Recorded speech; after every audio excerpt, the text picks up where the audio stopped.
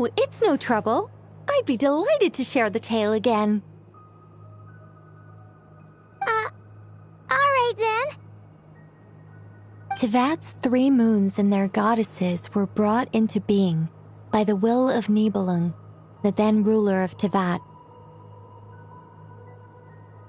But when the heavenly principles came, they changed the world completely, down to its very foundations.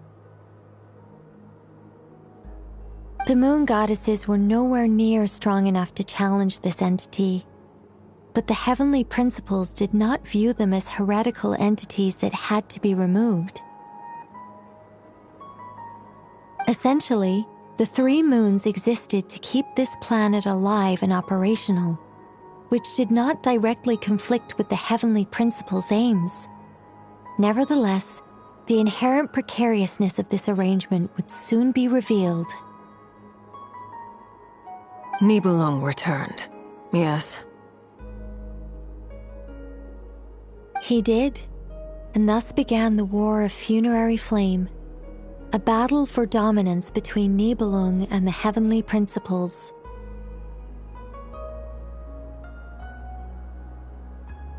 Discord would soon emerge between the 3 moon sisters. One would voice the opinion that they should follow Nibelung, for it was he who first hung the moons in the sky.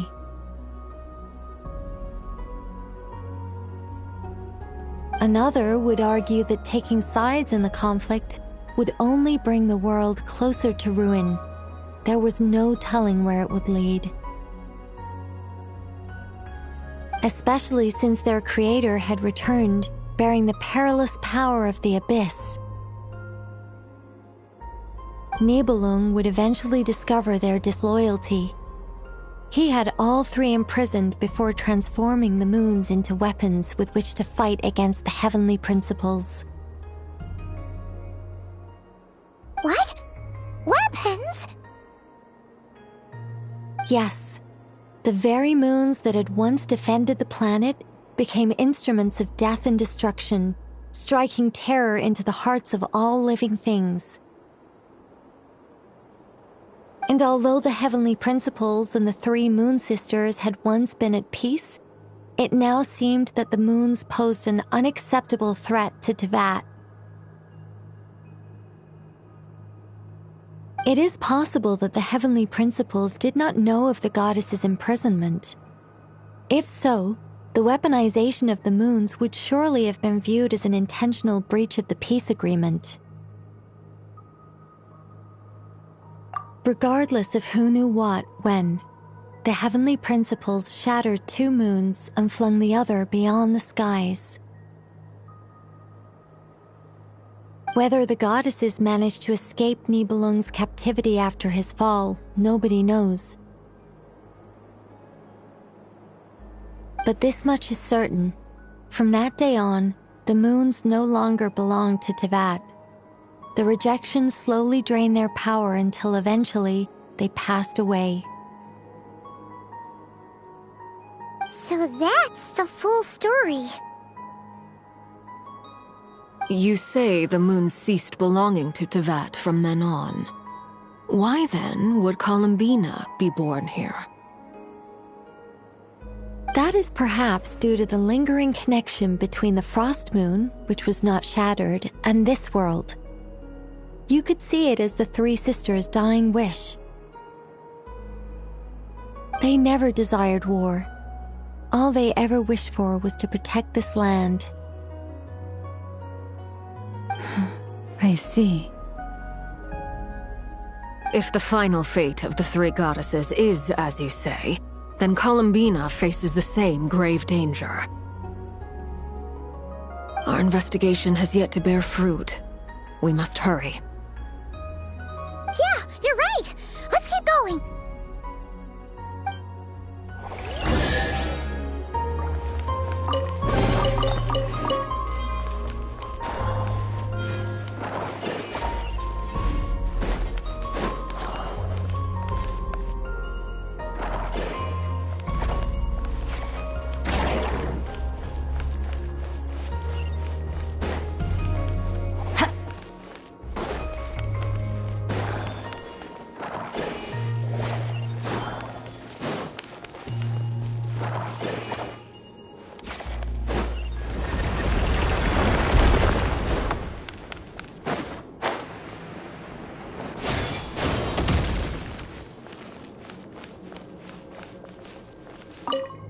Should we trust him to keep his promise?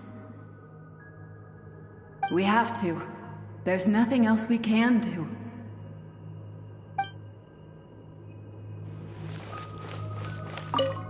Why? Why do the creators of this world no longer show mercy upon their people? Remember his words. We must change our fate with our own hands. Wait, that's odd. Who is he? Is something wrong? No, not really. It's just that over 30 possibilities emerged in my head, so I can't be sure who he is. It's been too long. My memory isn't as sharp as it once was. Okay. 30. Wow. Impressive.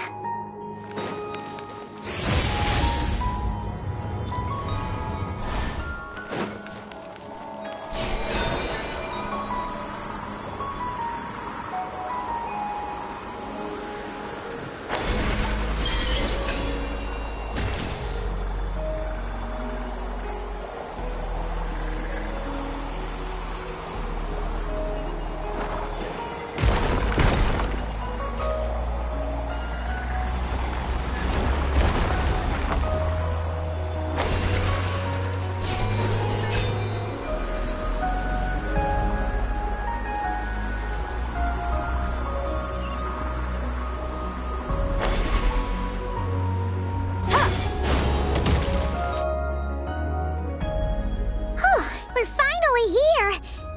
Guessing we'll need to activate this thing? Indeed. I was a little worried about that at first, but as we got closer, I sensed that the Kuvaki within it flows unimpeded. It should be functioning normally.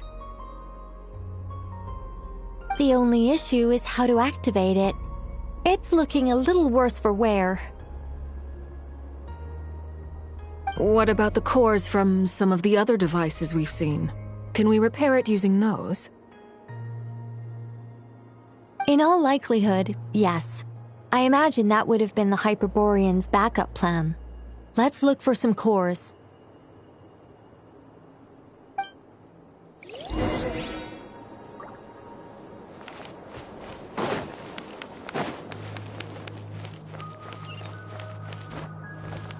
Merciless.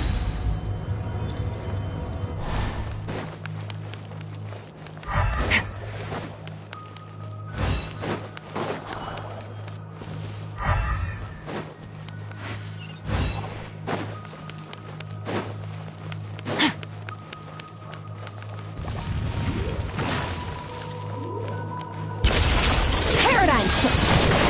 Yeah. Merciless. Let's fly.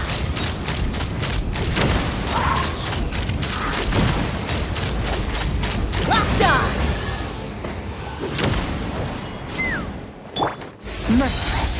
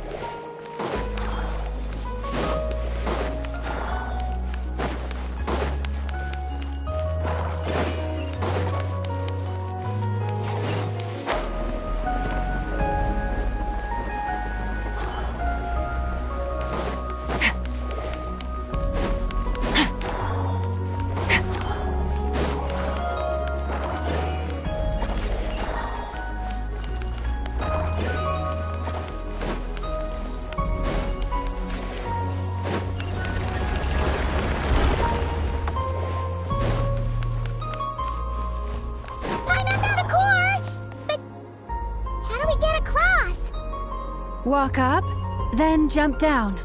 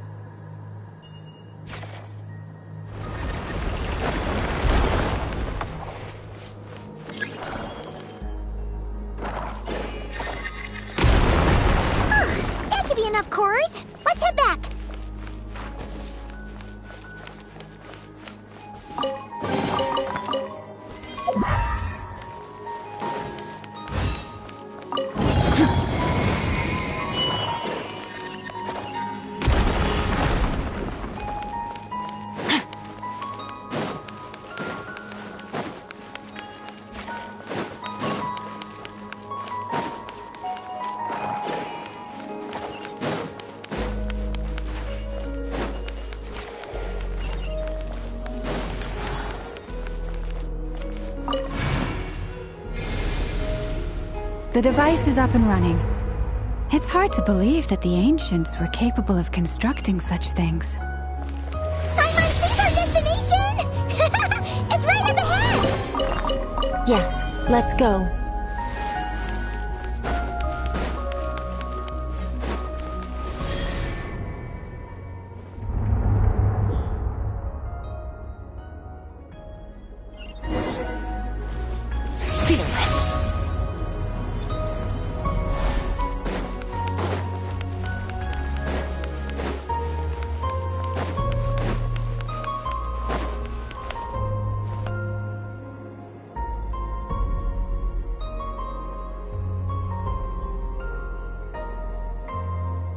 This is where the people of Hyperborea communicated with the moons.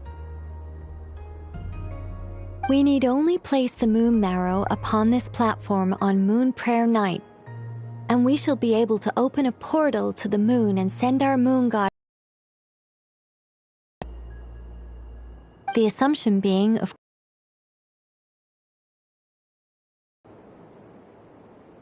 That's right. You want to know if it's safe there, don't you? And yet, she has no choice but to return. You know this. Oh, that's not the only issue here. This is the end of the line, right? We've explored everything we can. And despite looking at historical artwork and talking to people from Hyperborean times, we're still no closer to learning Columbina's name.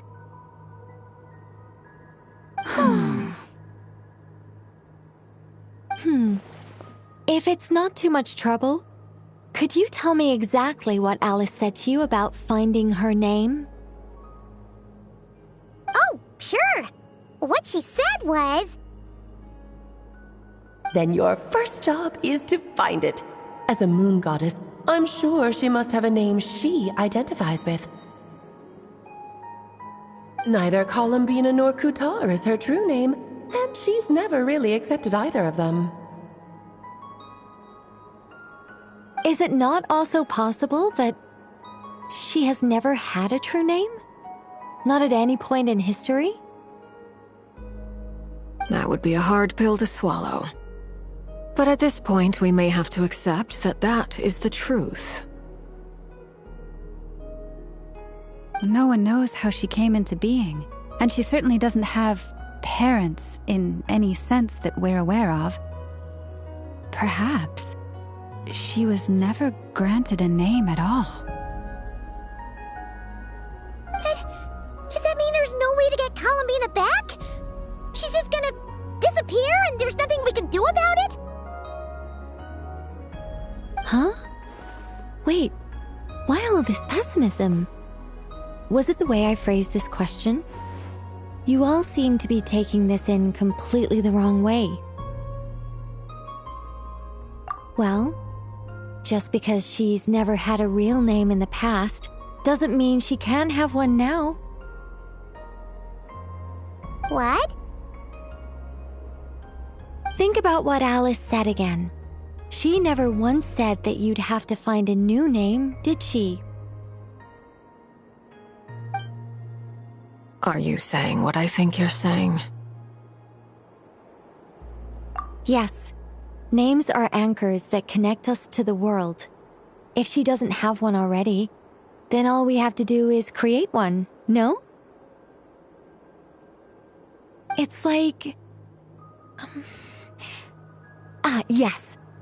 Traveler, when you first arrived in Teyvat, do you think you would have turned around if someone behind you shouted, "Hey, Hermione"? But what about now? I understand what you mean. Life is a long journey. Even the friends and family by our side can change over time. When people call you by different names, what matters isn't so much the words themselves, but what they symbolize. And of course, whether that resonates with you. Ether. So, Close your eyes and picture the moon goddess in your mind. If you were to call out to her in this moment, what would you say?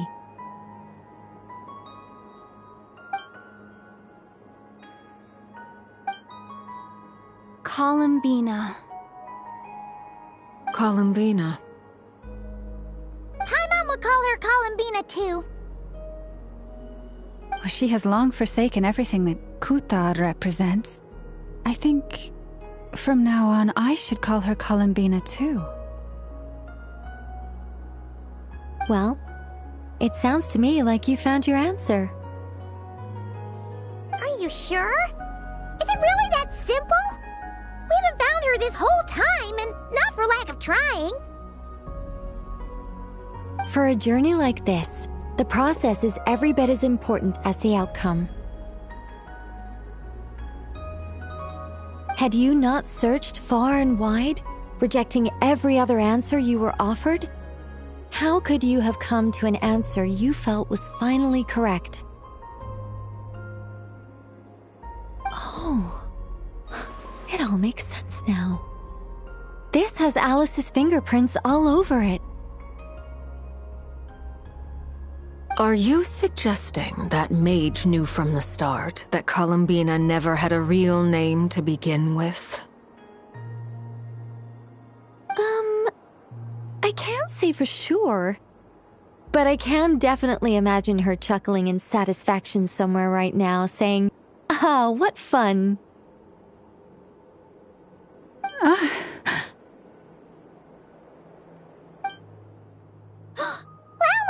Your antlers! You should hurry. The festive moon has begun to rise.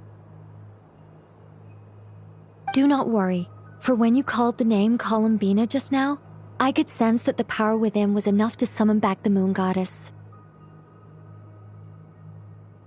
The power within what? The name? Yes. So, the thing is...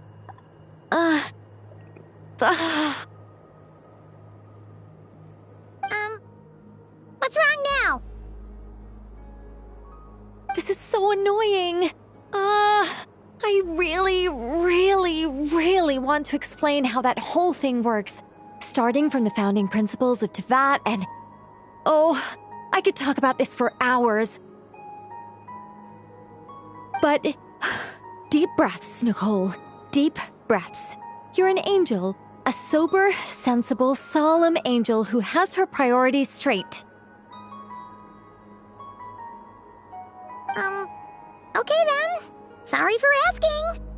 Clearly a bad call on Paimon's part. Anyway, you all need to hurry. Last thing, remember how it felt when you called out that name. Then it is agreed. By the name Columbina, we shall find her. Then we'll throw her the best Moon Para Night party ever! And at last, we will send her home.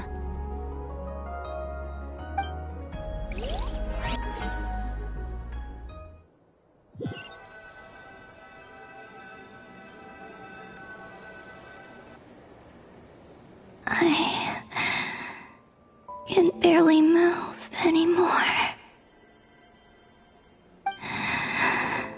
My consciousness is fading away. Have they come back out? I'd love to see them one more time.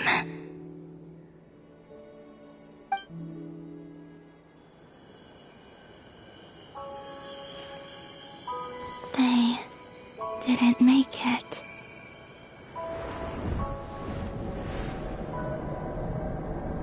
Could you tell me your name? My name is... Columbina!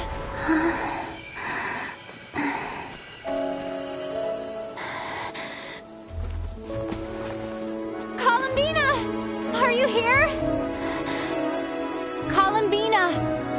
That's the name you gave when we first met. And it's what I've called you ever since. Columbina. It's a fine name. I have many fond memories of Columbina, and so do all of your friends.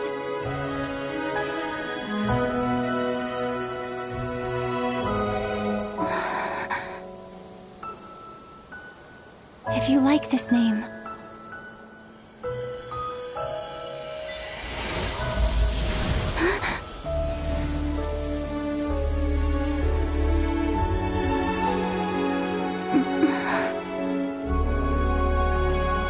Looking for me?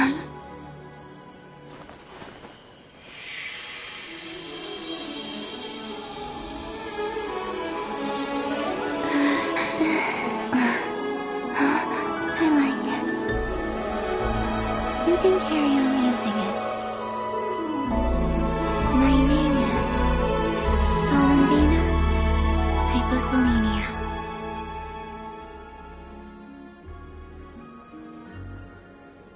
Columbina Hyposelenia. I never thought that Columbina would become my real name. But after I met you and my other friends, the things that this name stood for slowly began to change. It went from being a Fatui code name to something my friends call me.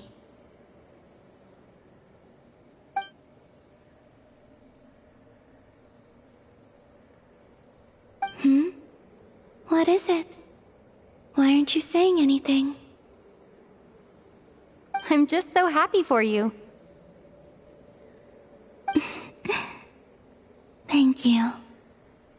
So, where's everyone else? We can go and meet them very soon. Everyone went to different places to try calling your name. Great.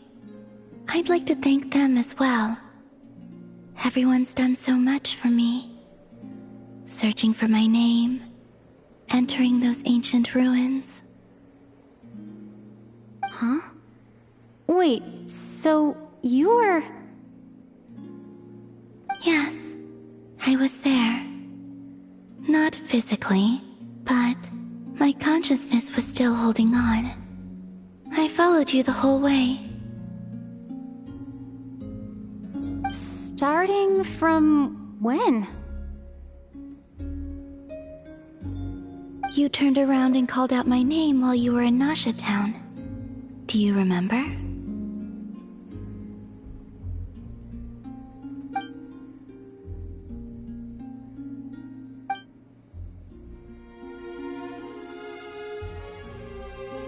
Let's go.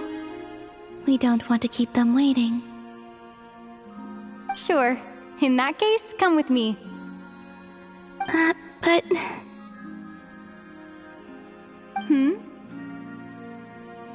Before that, could you call my name one more time?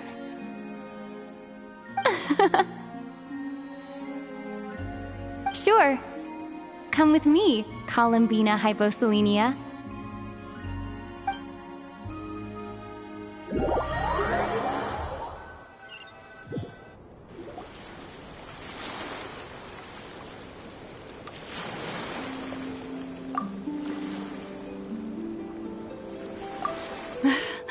Columbina! Oh, this truly is wonderful. Llama! I can't breathe. Ha-ha! Just in time for Moon Prayer Night! It's good to have you back, Miss Columbina. Yeah, we were worried sick. Thank you, my friends. With your help, I now have a name that belongs to me.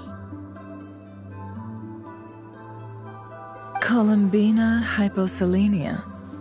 Where's the second half from? You added it yourself? That's right. It means... Born beneath the moon. Yes. And by extension, it can also mean born beneath this world. A fine name. Now, as much as it pains me to interrupt this beautiful reunion, I feel obliged to remind you that the Moon Prayer Night celebrations in Nasha Town have already begun. Don't you want to enjoy the festivities? There's so much to see and do. And some of the ambient lighting and entertainments were sponsored by the kind souls in the Hexen Circle. Nicole?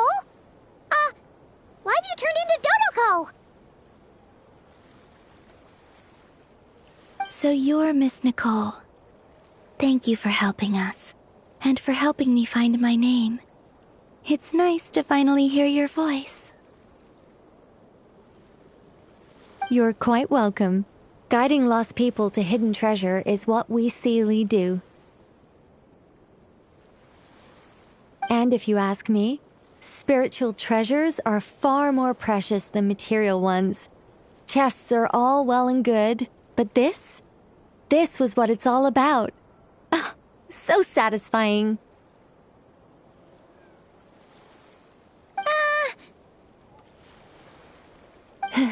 Anyway, I had to go help Alice. It seems like she ran into some trouble.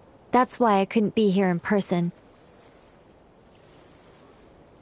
But don't worry. We're with you in spirit. We'll be celebrating right along with you. Keep an eye out for the Hexen Circle's festive stalls in Nasha Town. I think you'll like what we came up with. Alice said she even managed to rope B in this time.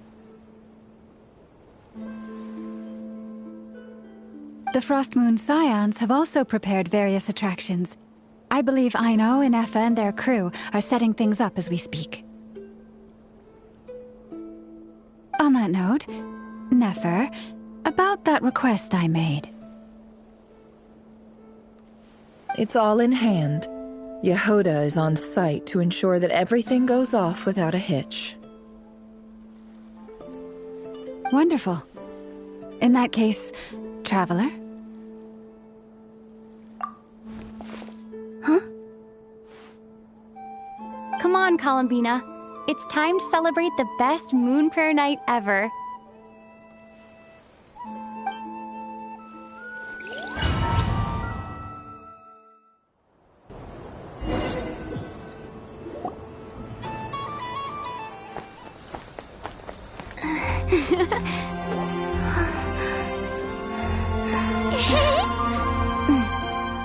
Hey, young lady.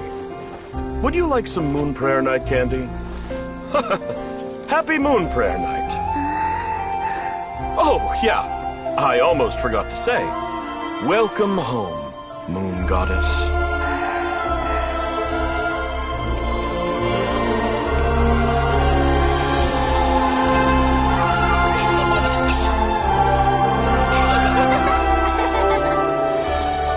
Welcome home, Moon Goddess. Welcome home, Moon Goddess. Welcome home, Moon Goddess. Turning Nasha Town into her home is a festive gift. A rather brilliant idea. Perhaps this is what Nodcry, Columbina's home, should have been like all along.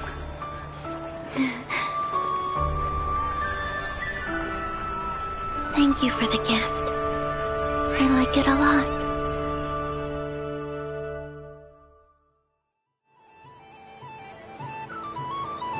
This feels like the surprise of my life. I do. I never imagined I'd ever get to enjoy Moon Prayer Night with everyone so freely. If you're happy, we're happy. Quite a strategy you came up with. Hide the tree in the forest. It's not your usual style, Lauma. Is there something about Moon Prayer Night that enhances what's in your head as well as the antlers on top? Apparently so. It even inspired a perennial penny pincher to use their resources for a greater cause. it truly is a magical festival.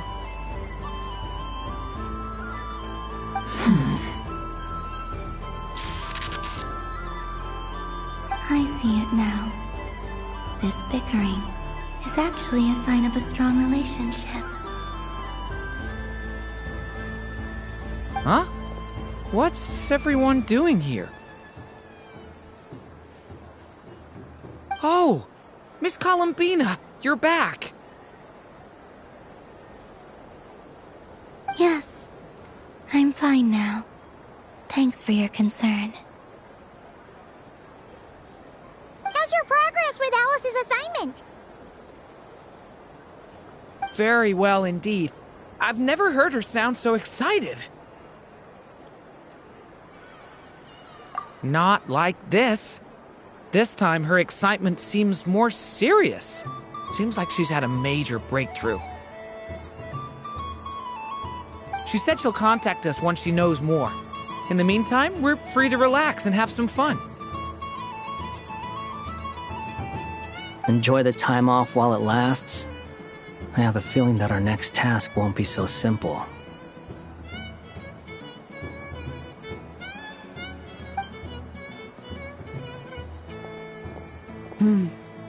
I should go. I still have a few things to attend to at the Frost Moon Scion stall.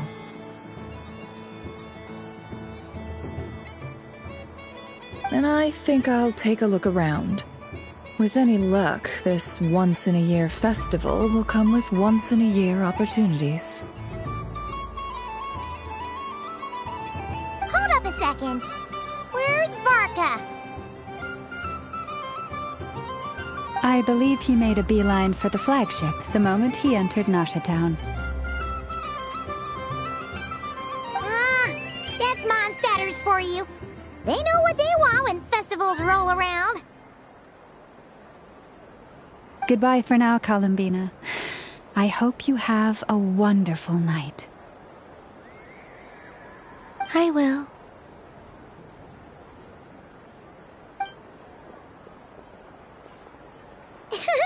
Well, in that case, don't just stand there. Get out there and have some fun. You'll definitely get a warm welcome at every stall. Oh, also, take this map with you. It's a guide to the festival.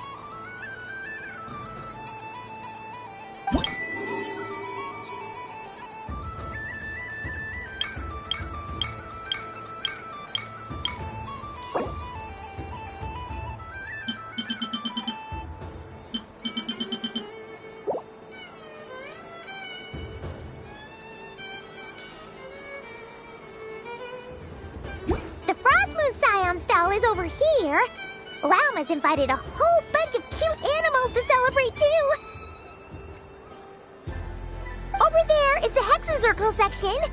Alice seemed more excited than anyone about this festival, so she insisted on making it a grand affair.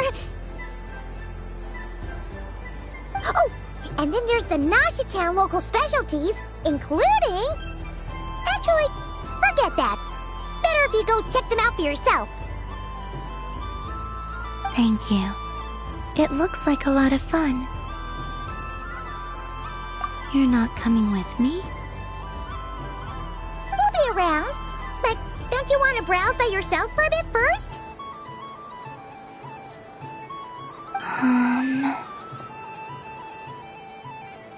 Yep. If you find something you like and want to try it out together, just give us a shout. We'll be right with you. Otherwise, just relax and enjoy yourself. There's so much on offer, so try to experience as much as you can. And don't forget to stuff yourself with all the delicious festival food.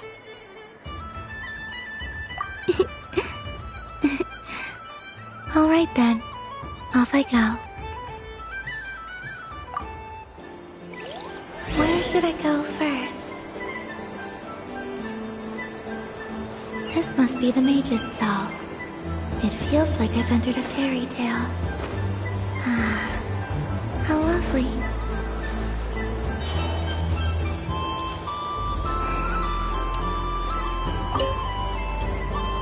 A soft and furry creature that bounces and jumps. home, Moon Goddess. This one talks, too.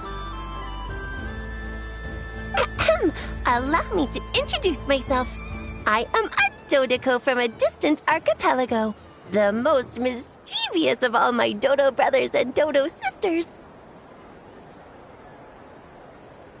When the going got tough, I powered through, and when I met obstacles, I boomed them away. That sounds like a lot of fun. Doesn't it just? Oh, but then the trouble started. Recently, I found a lovely beach, the same beautiful jelly color as my hometown, and so I dove in to have a look. Only to find it overgrown with seagrass and nasty little spiky fish everywhere, looking to turn me into a Dodoco kebab.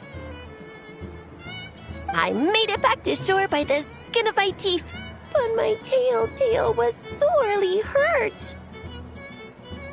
Couldn't you just boom them away? Oh, I wanted to, believe me. But I've heard that you, Moon Goddess, can understand animal speech. The last thing I wanted was to cause a gigantic fuss and get taken to court by a school of spiky fish. I'd be driven out of these waters for good, and my winter holiday would be ruined. And so, dear Moon Goddess, I was wondering if you might lend me your allegiance. Are you roping me into a crime? Oh, let's call it a once-in-a-lifetime carefree adventure. Does that sound better?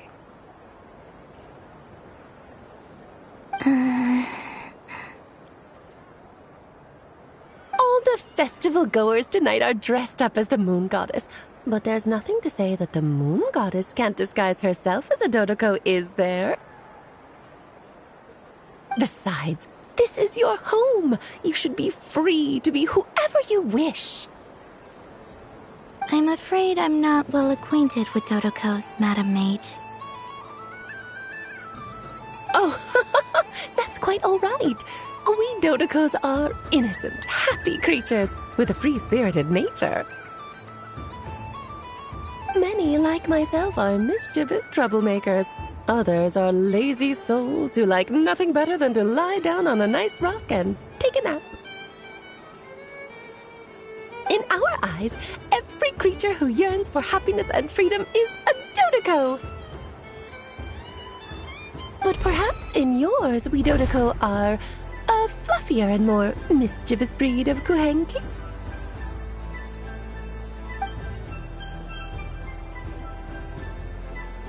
Yes, that is a much easier image to follow. Oh, wonderful! Then let's play! Grab onto my tail and follow me into the sea! Time to settle some scores with the bad guys!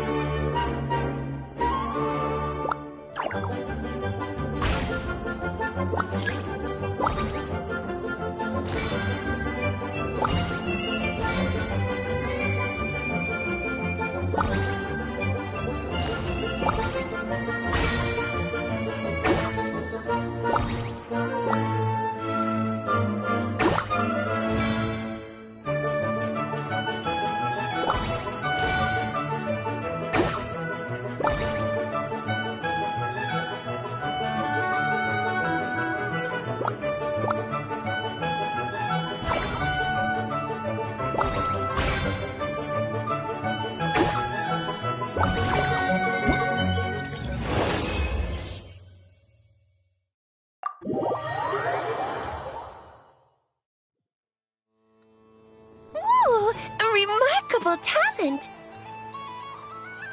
So, what do you make of it? The use of Jumpy Dumpties doesn't come as naturally to me as Kuvaki, but their unpredictability makes it fun.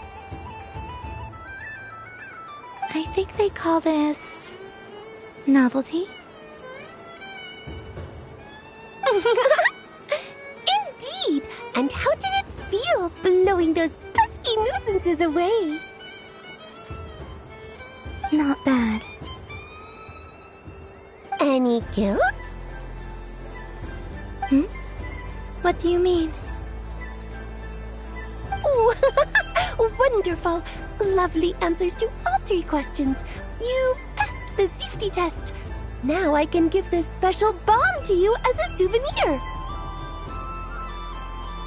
Remember, if you find any meanies living on the moon, you can use this to boom them into oblivion.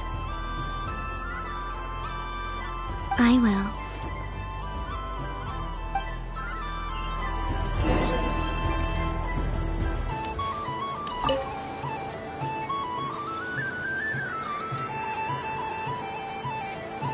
I wouldn't say it's unfair, exactly.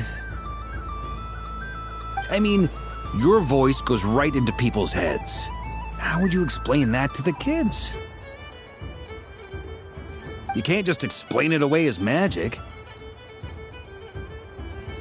Is something the matter? Ah, Miss Columbina! No, nothing you need to worry yourself about. Impeccable timing. Stick around for a second, Miss Columbina. I need your input on something. This self-proclaimed Knight of Justice has yet to give me a satisfactory answer. I, for one, would like to hear your verdict on the matter. Hey, now, I left the flagship just to help you out, Miss Nicole. What's going on? So Alice and I are both using long-range remote control spells that work on similar principles, allowing us to attend this festive fair in Dodoco form. Sorry, let me backtrack a little. While similar, there are some key differences. Alice, being a great mage, wanted her Dodoco to reflect something of her own charm and mystique. So she adjusted the way its tail moves when it spins around. An entirely gratuitous move, in my opinion. I hardly see how anyone is going to notice that. If anything, I'd say that anyone who stares intently enough at a Dodoco's tail to notice such a small detail is someone we ought to be highly concerned about. I only say this to emphasize that my question has nothing to do with tails. Now that we're clear on that, why is Alice's Dodoco permitted to interact directly with the children celebrating Moon Prayer Night, while mine is not? Your voice speaks directly into people's minds. See? Exactly what I said.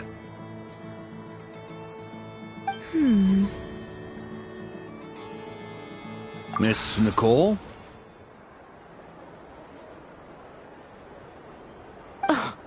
I can't stand it. I know that probably makes me sound like a whiny child acting out in front of their parents. And it's a little embarrassing now that I think about it. But hey, I said it now, I can't take it back. That would be even more embarrassing. Also, don't go reading too much into that analogy. It was off the top of my head. I'm actually an awful lot older than either of you. Miss Nicole, are you saying that you'd like someone to play the game you've prepared? I'm not so invested in that. It's just something cobbled together using items I borrowed from Alice. She probably didn't even make them herself. The point is, I want to know everyone's thoughts after they receive their prizes. But as you've said, I can't just ask. I've been biting my lip for so long, and I've had no one to vent my frustrations on. I thought this was going to be a nice, straightforward festival where I'd get the chance to guide people to treasure.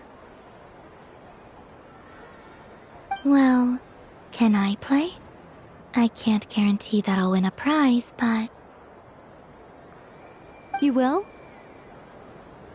I'd like to try.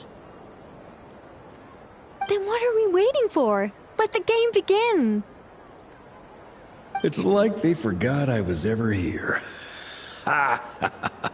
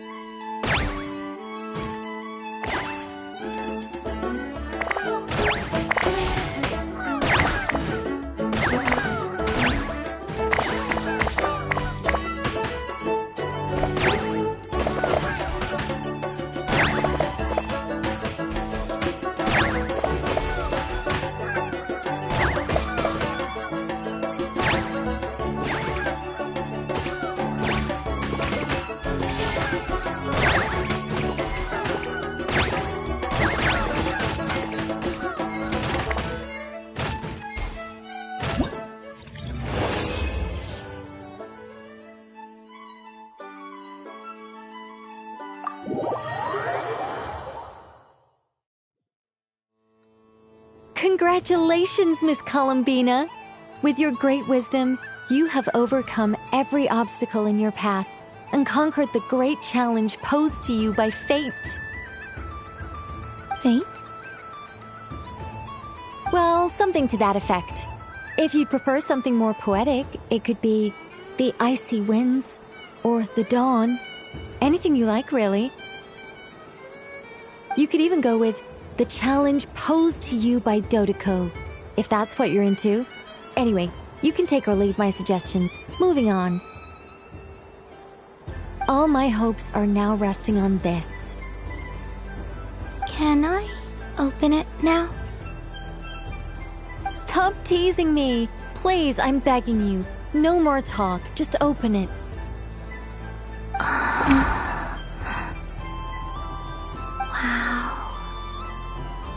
What a lovely sculpture. Classic and cute at the same time.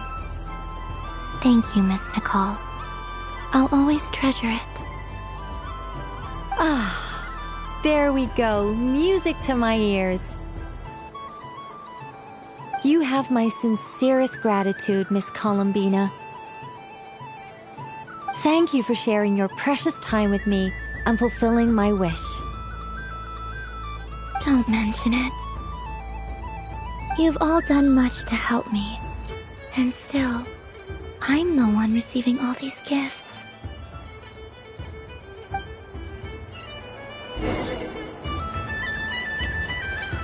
Up for another round of fish blast? Oh, I mean of bye-bye bad fishies! Of course! Feel free to come back whenever you like. There's always time for a dodo venture.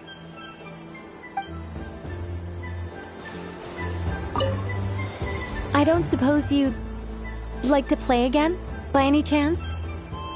Don't get me wrong, once is plenty. You're under no obligation to indulge me any further. And besides, I don't have any other prizes for you. Alright then, happy Moon Prayer Night.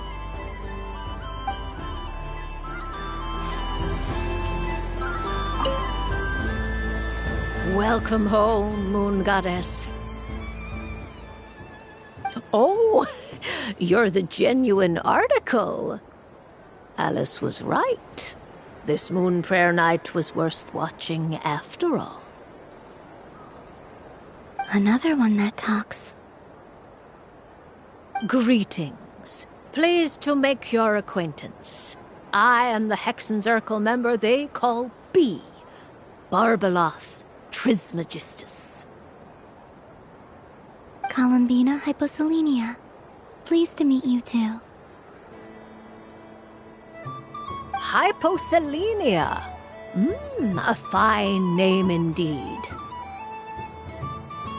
Now then, Miss Columbina, do you wish to hear a mage's divination? Divination? The Frost Moon Scions used to ask me what would happen in the future. Is this like that? From the perspective of the one seeking answers, perhaps.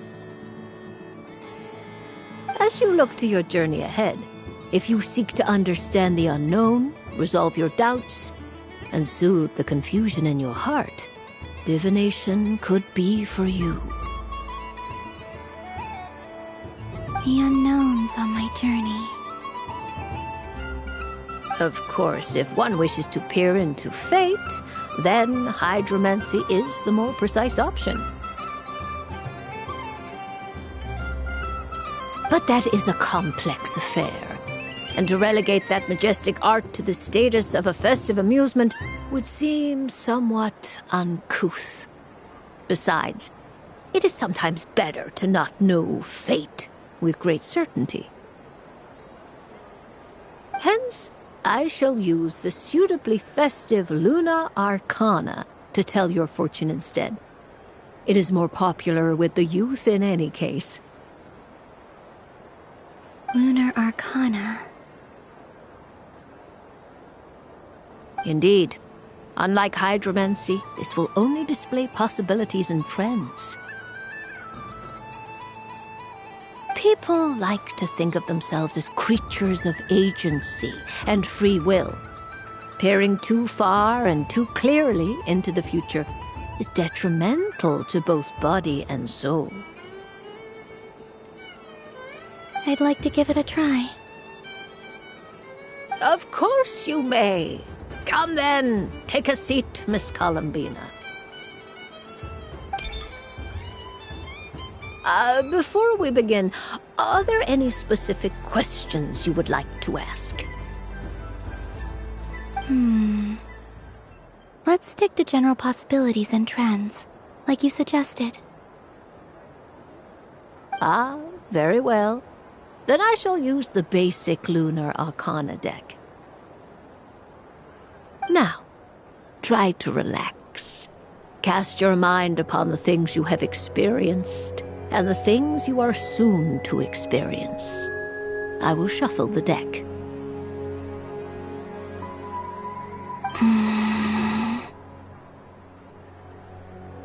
Would you like to cut the cards yourself? You do it. No problem. Now then, to make things easier for the seeker, that is to say, you, I shall decipher the cards from your perspective.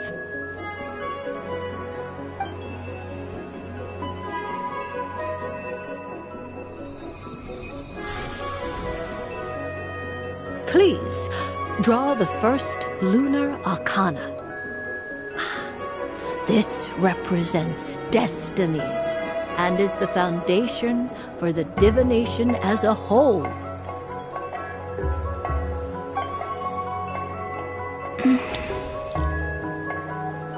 Now, draw your second card. This will stand for the past, the sum of all your experiences that have come before.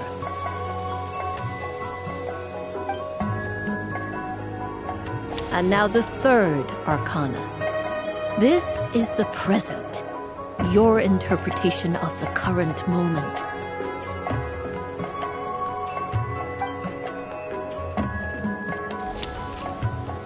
Finally, the last card.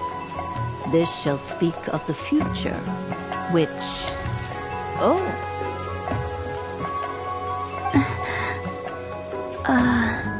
Kuvaki Pulse? Fascinating. I've never encountered this before in my role as a diviner. Something has exerted an influence upon this card, causing it to leave its designated position.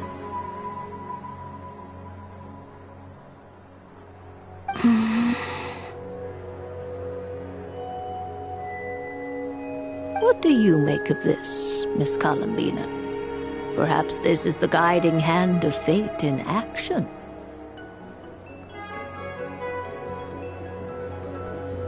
Of course, if you wish, you can choose to deny the validity of this card and draw the future for yourself. No, it's fine. Let's go with this one.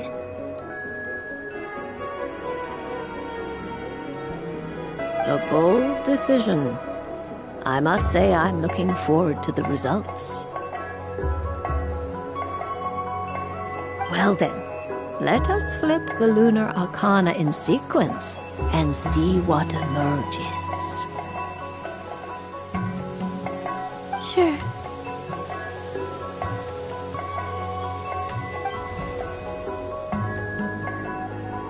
First, Destiny. No surprises here. The card that represents yours is the moon.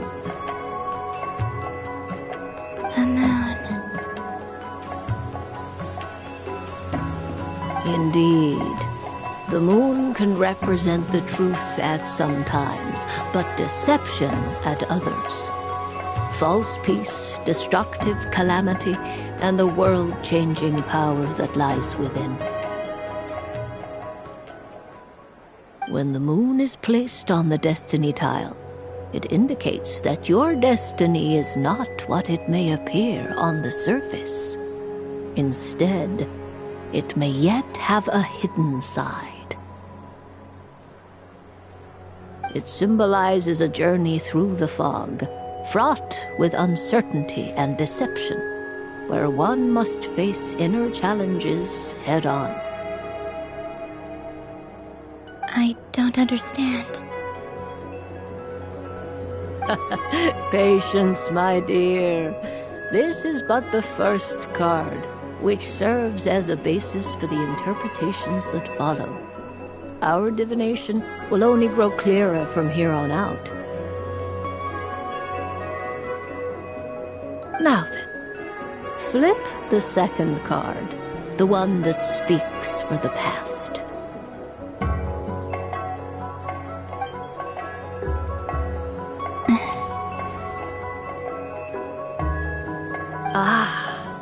The Hermit, but inverted.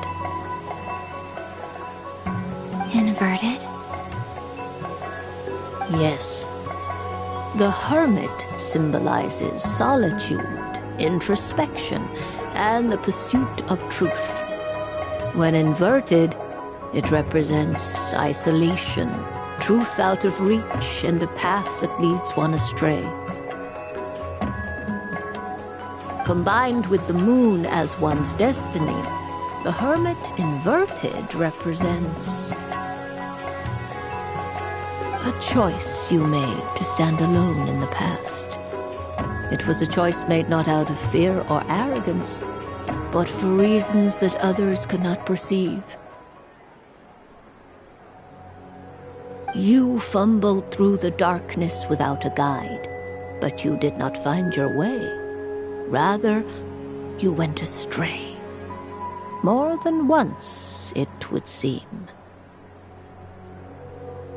Is this about how I became Kutar despite not wishing to become a god? And how I joined the Fatui because I yearned for a place to belong? I suspect only you know the answer to this question. All is not lost. The past is in the past, and so it shall remain. Shall we look into the present now? Oh my. The lovers. One of the most interesting Luna Arcana. What does this one mean?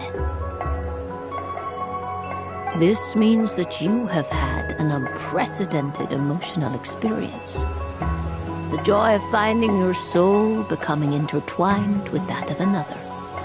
A precious and wonderful thing indeed.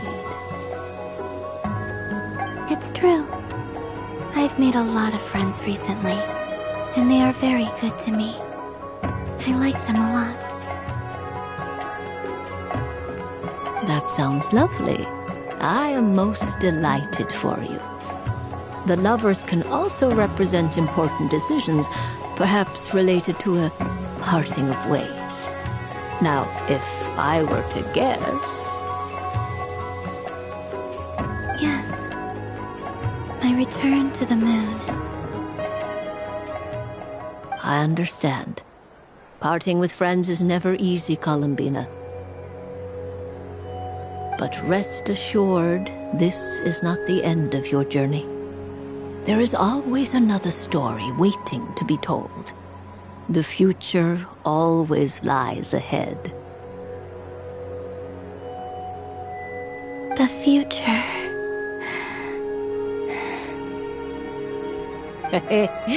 Well now, it's finally time to flip this most mysterious of cards. Why did it appear? And what does it wish to tell you? I'm ready. Very well. Flip this card and see what lies on the other side. Oh. Miss Barbeloth? What is it? This card is death.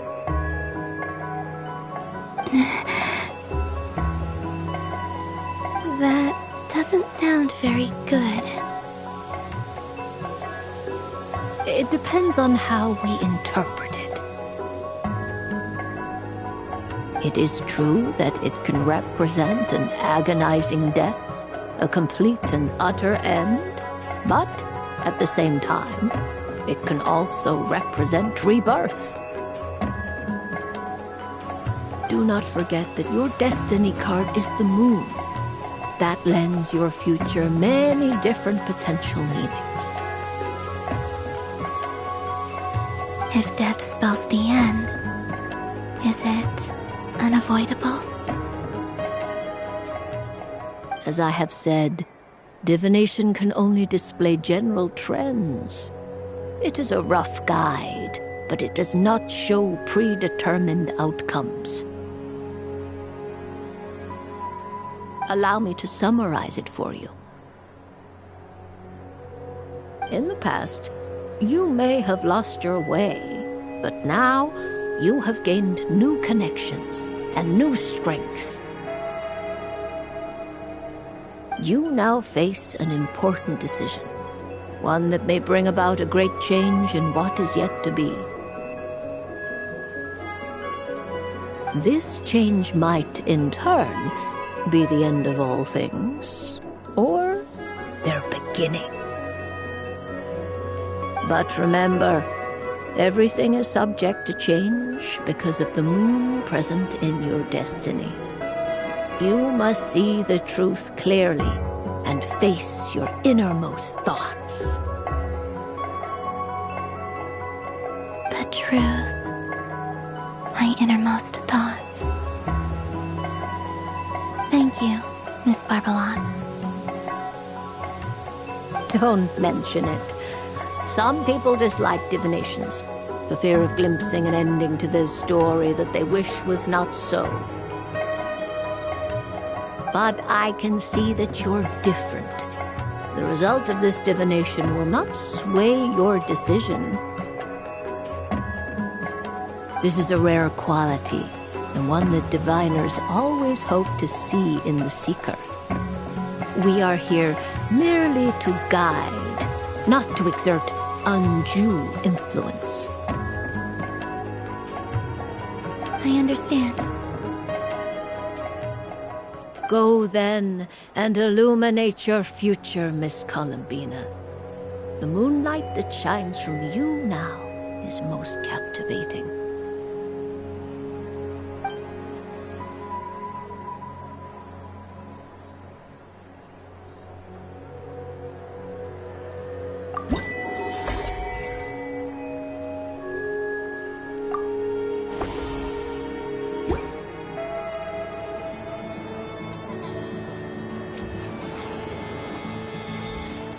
The death card made a most enigmatic appearance. The moon for which Miss Columbina is bound, I fear. Fretting is of no avail. I will have a chat with Alice about it sometime.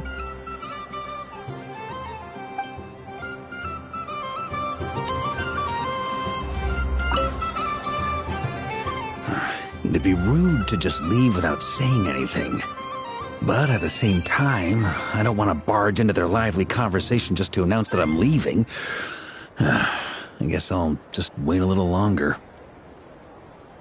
Huh? Albedo?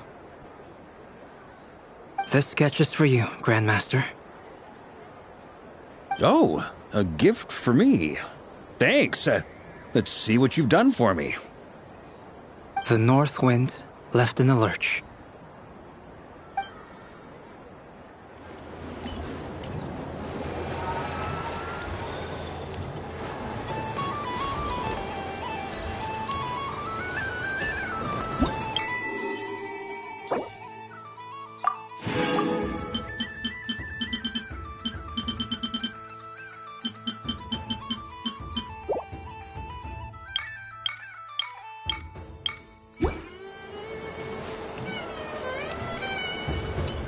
What's this? Should I give it a try?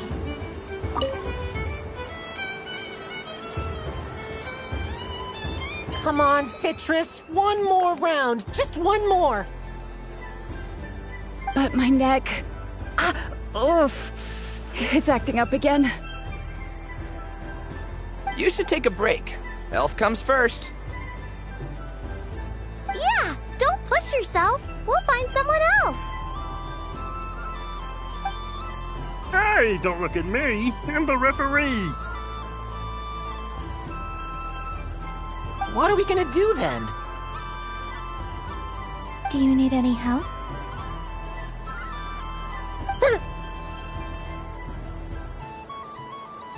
Yes, we do. We need one more player for our game. All right. Could you teach me how to play? It's really simple. You just throw the dice and move by that number of tiles. First one to reach the finish line wins. Rolling a hamster means you move one tile. A paper frog is 2 tiles, and a flying squirrel is 3 tiles.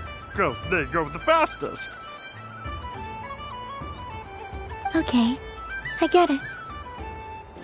So, we're all set? In that case, please take your places and let the game begin!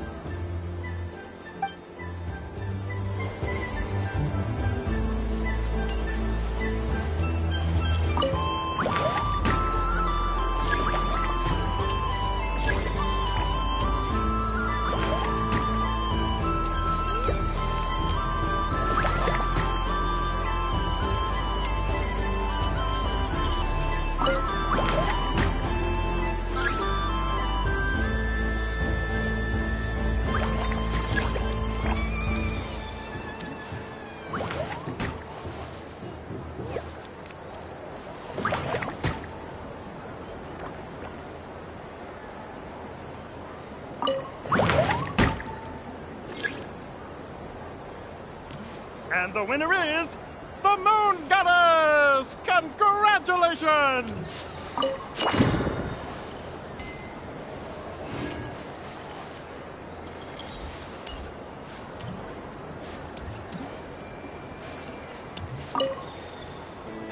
It's a pity that my good friend Faro Bear is busy working on a training program for Princess Mist. If he could have been here, the victory might have been his.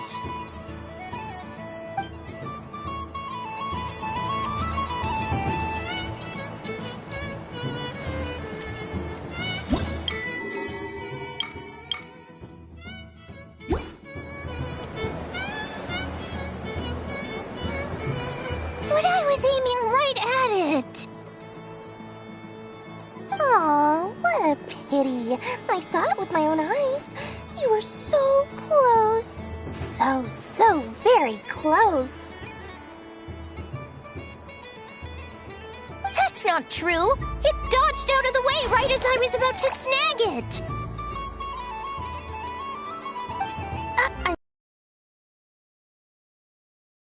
You heard me. This paper frog can move. I swear. Dear, oh dear, what are you saying? How could a paper frog move? Unless you believe there really is magic in this world. But even if I, the mere humble merchant that I am, knew such magic, surely I would not use it on a paper frog. I'd sooner give Mora legs, so it could walk right into my purse. My dear, dear customer, why not have one more try? This time I'll give you 12% off, a very generous discount for one of my most regular customers. Just think about how much experience you have under your belt now. You're sure to win the next one.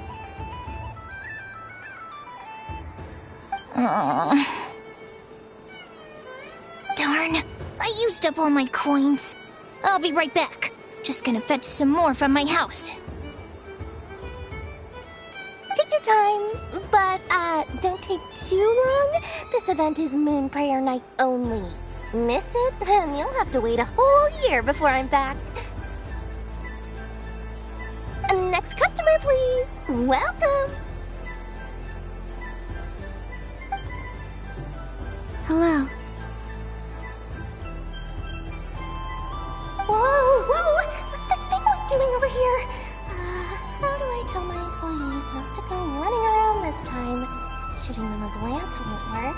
I haven't known them long enough. Dory? Why, hello there, Miss Columbina. Would you like to play my ring toss game? The rules are very simple, and it's easy to get the hang of. How much for a round? Oh, first time's free. Not a single mora. After that, well, we can cross that bridge if and when we come to it. But with your sharp sharp skills, I'm sure you'll win all the prizes in one fell swoop. That was an obvious enough hint for them, right? Right?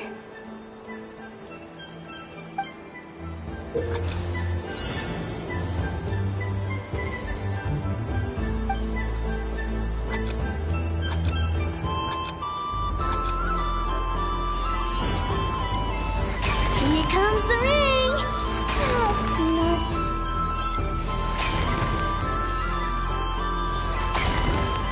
Change tracks.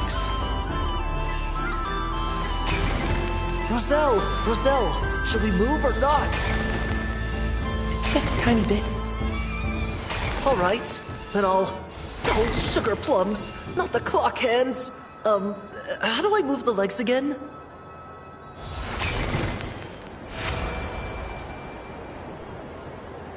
Let's see now. Let's see. Wow, very good. That's the highest score we've had all night. And here's your prize. Now, how about another round? As for the cost... Happy Moon Prayer Night, Miss Columbina. Happy Moon Prayer Night, Durin and Hat Guy? Are you here to play the game? Yes. No.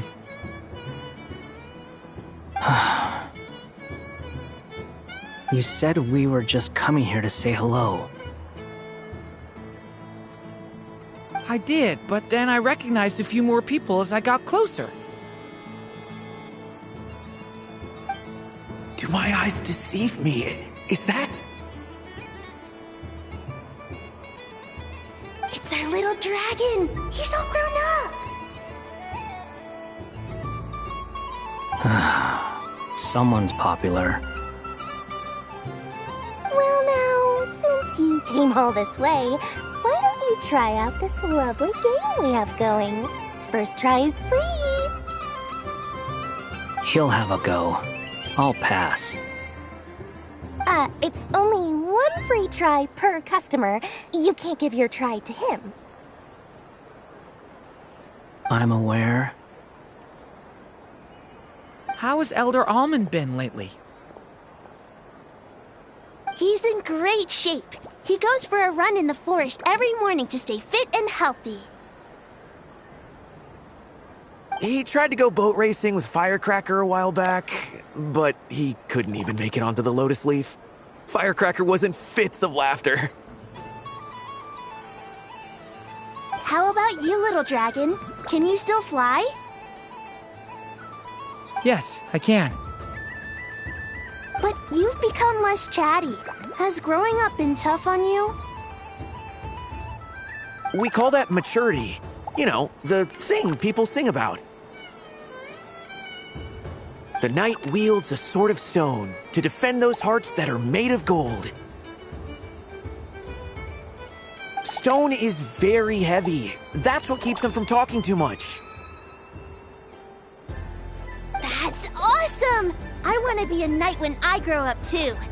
Ring, here I come! Oh, the hat-wearing man. I never thought I'd see you again. You seem more determined than when I saw you last on the train.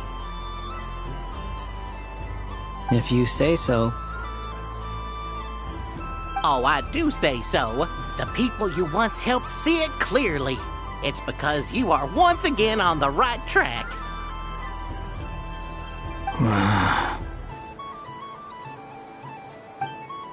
May the engine in our hearts propel us to the station of our dreams.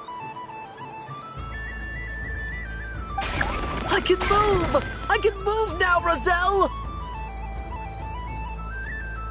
What are you doing, running into the rings like that? You got them all so quickly! I have never seen anything like this in all my travels! Is this guy actually an old friend of theirs? But how? They're origami animals and clockwork people from a fairy tale. Getting to know them would be quite an arduous task, unless they share a hometown? I have to get to the bottom of this. Next time I see the great mage Alice, I shall demand answers! Thank you, Dory. I had a lot of fun.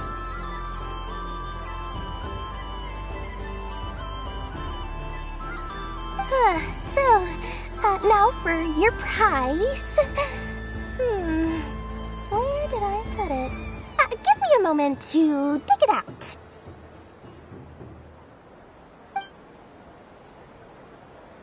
Oh, sweet grand prize. How I wish I didn't have to let you go. Good thing I've already turned a profit from the customers earlier in the night. Otherwise, I'd have wasted all my hard work.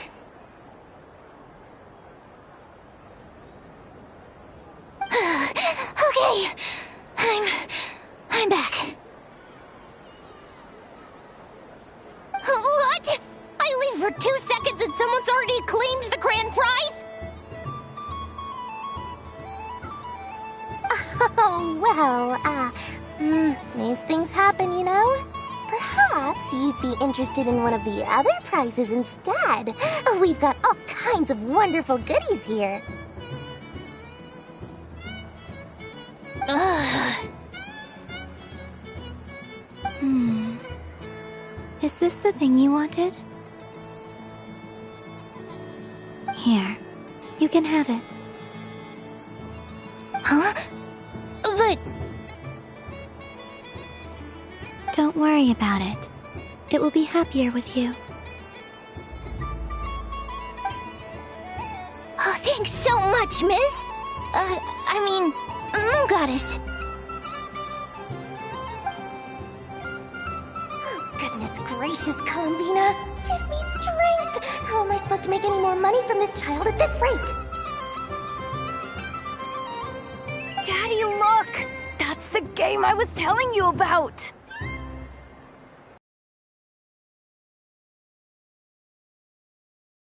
She is the Moon Goddess after all. I'll think of some other way to swing this. Maybe I can try to hook... Huh? Oh, someone already won the grand prize. You can take mine if you want. What? Why? Why are all these bleeding hearts coming here to ruin my business? Happy Moon Prayer Night, everyone.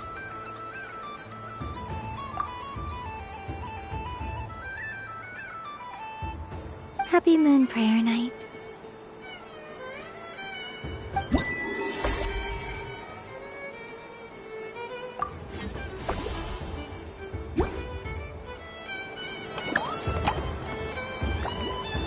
If all the prizes are gone, I might as well close up shop for the day. But you haven't had your fill of fun yet, right? So the next time a customer shows up, you're going to have to run faster, all right? And remember, run out of the rings, not into them.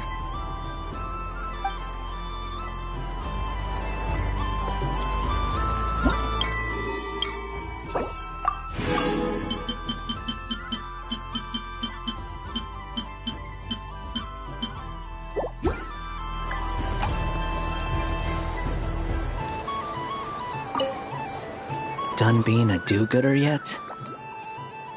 Thanks for coming here with me, Hat Guy. Are there any games you'd like to play? It's your turn to pick. I'll come with you. Why does that hamster think you've grown up? You haven't changed at all. I know you don't mean that. You're just taking the opportunity to make fun of me, aren't you?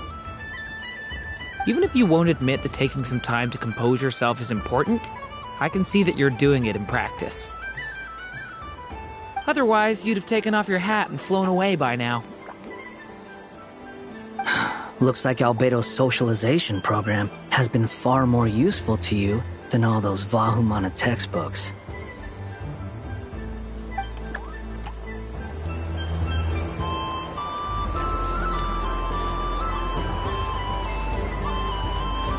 So this is the Frost Moon Scions area. It feels very familiar. But everyone looks much happier than usual.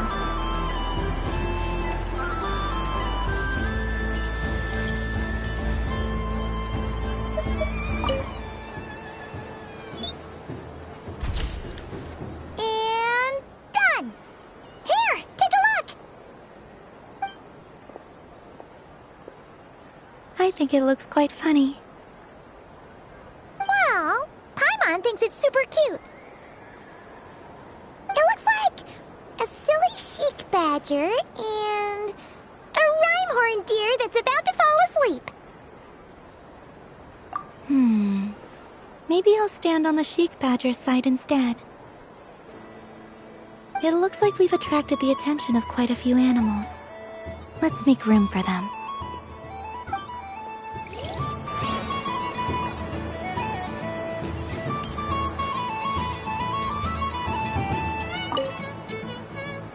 If this were any other day, I'm sure it would make for a great photo opportunity.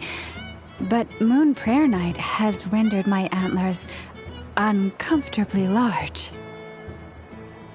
Doesn't it look like this rhyme-horned deer has 2 sets of antlers?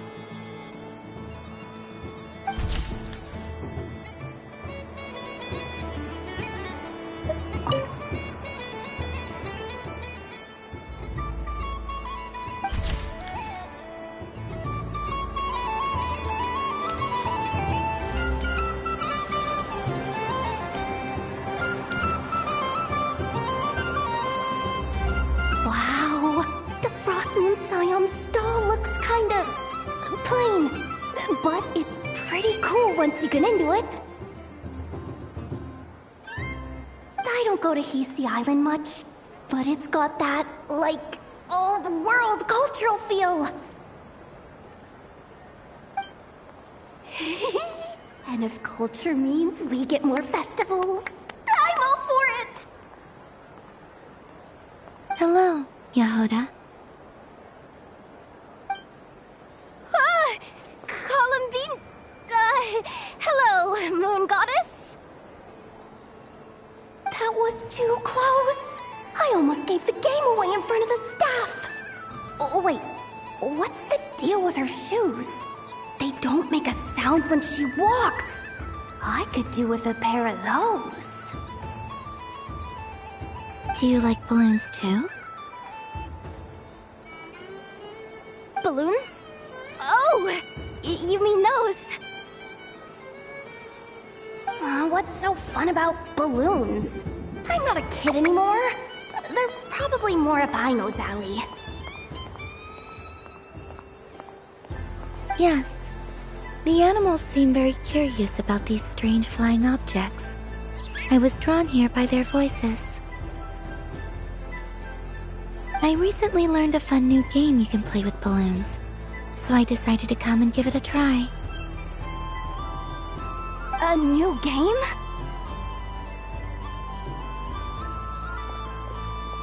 Hello. Welcome home, Moon Goddess. Here to buy some balloons? Yes. Could you give me a few that haven't been inflated yet? Are you sure? I guess it's not a problem, but...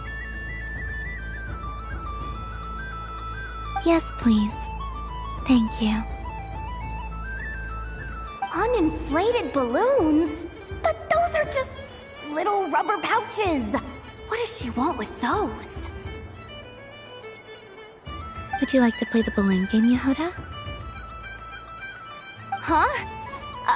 Sure. I guess. How do you play it? Wait here a moment.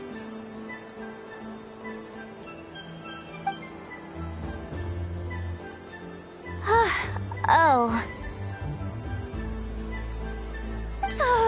This is so weird. What have I got myself into now?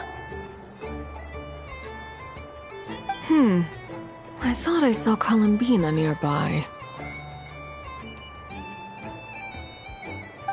Uh-oh! That's the fourth Harbinger! Although she's helped us out quite a bit, she's good people, right? Is she looking for Columbina? Oh, guess that's my ticket out of here. I'm not sure my heart can take being sandwiched between 2 Harbingers.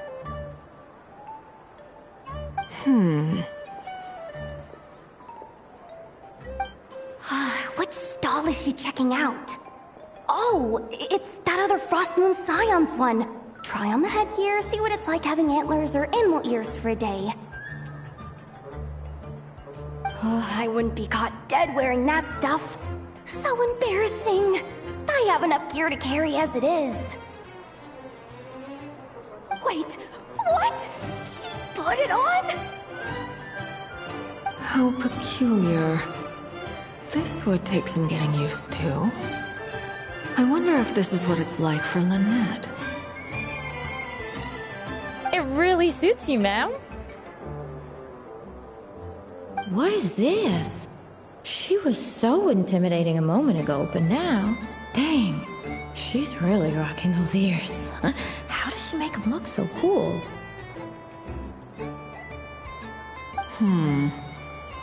I suppose I may as well keep them on for now.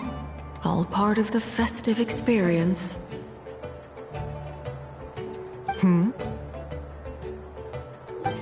She's coming this way. How do you do, Miss Yehoda? Oh, jeez. Don't talk to me while wearing that thing. Where am I supposed to look? Oh, hey there.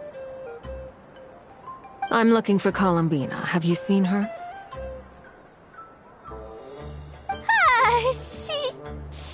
She just... Huh?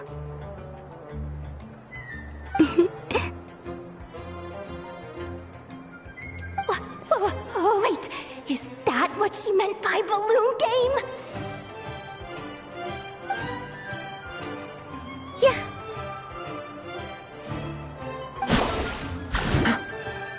Huh? No fair! How come I get caught in the crossfire? An ambush from the rear? Is this a declaration of war, Columbina? Would you like to play too, Arlecchino? Seriously? Are they gonna start some beef right here, right now? Gladly. That said, I believe there is another who would like to join.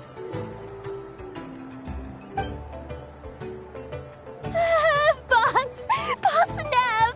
Thank goodness! You've gotta get me out of here! Things are kicking off big time! Hello there. I'd like 10... no, make that 20 balloons, please. Uninflated. What? Miss Moon Goddess, I hope you're prepared to pay the price for assaulting my employee. Welcome to the game, Never.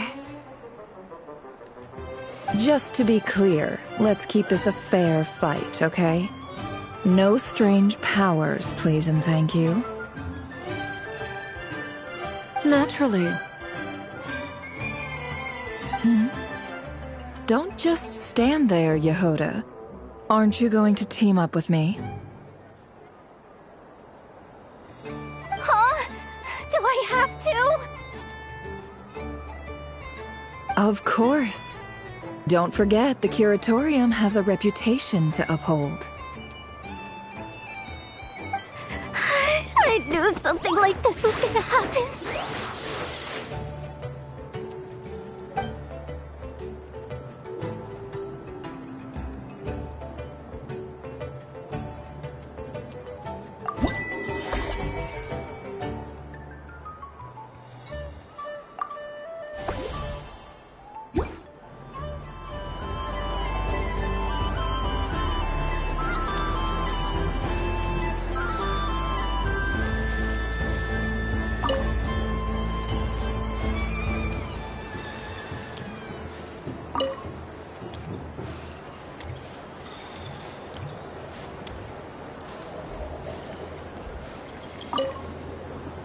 I've seen Lenny and the other children play this game before.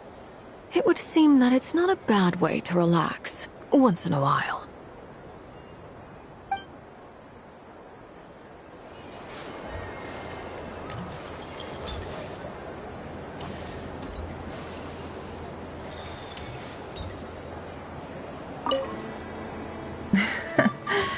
That was fun.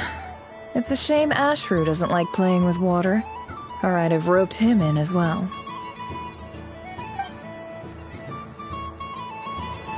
What's this? Should I give it a try?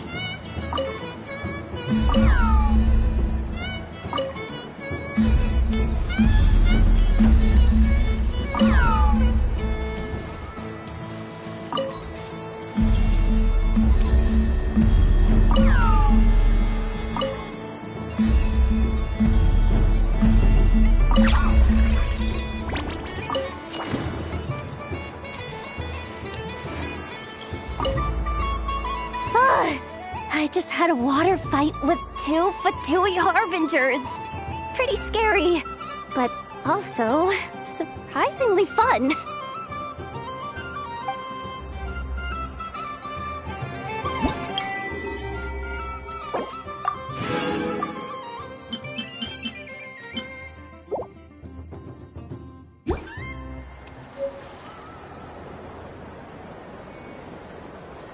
I wish for a never-ending supply of laka berries. What a humble wish. Probably written by a child.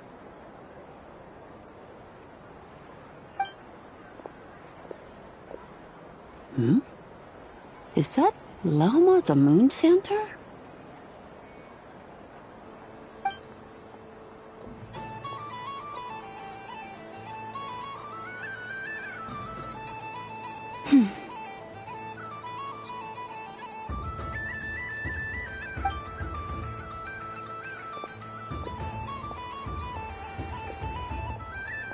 I wish that the long plume ibises would stop biting me. Oh dear, poor Lauma.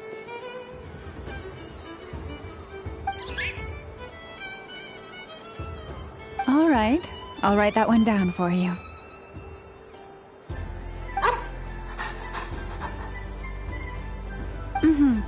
I got it.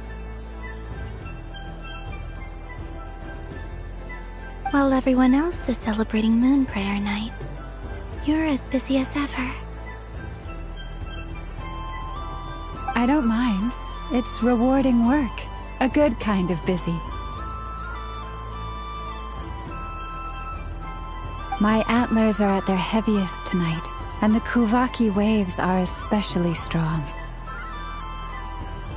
But as I help these dear friends hang their wishes up, I feel a great peace within myself that is hard to describe.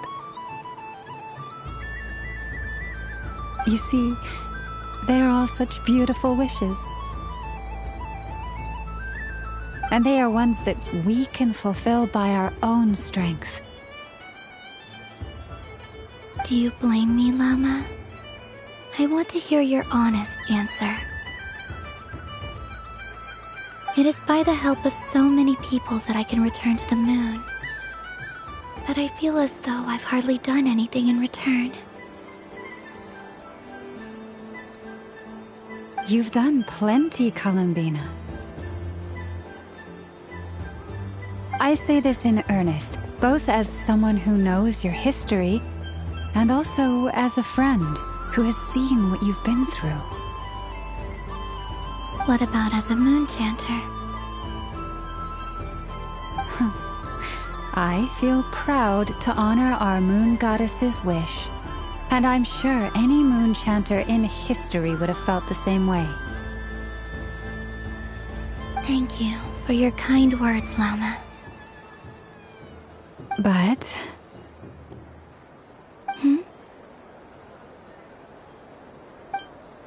Since you asked for my honesty, I won't lie to you. My feelings are mixed right now. Besides pride, I also feel... I suppose it's a reluctance to let go. Once you return to the moon, we will be far apart and separated by a false sky. I'm sure those of us left behind will gaze up at that sky, yearning for the moon once in a while, just as you used to do. I will miss you, Lama. I will miss you all.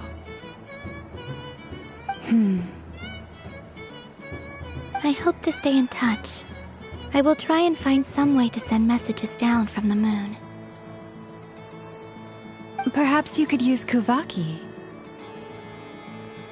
I've heard Yehoda say that signals can be sent using long and short waves, or strong and weak lights. That sounds a little complicated. What if we forget what the signals mean? We could prepare a codebook beforehand, but You're right. It wouldn't really suit you.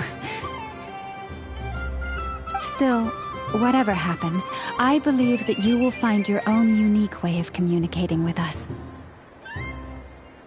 And now that I think about that, my heart feels lighter. Because you trust in me? Yes. I have faith in you, and in the power of truth. In my experience, the truth tends to be difficult, but that's what makes it stand out from what is false. So I'm confident that your thoughts and your love will shine through the curtain of lies. We will know it when we see it. Thank you. Now, could you help me hang up my wish? Is this? I wish that all who dwell in this moonlit world can find a place to belong. And I wish that I shall one day see my friends again.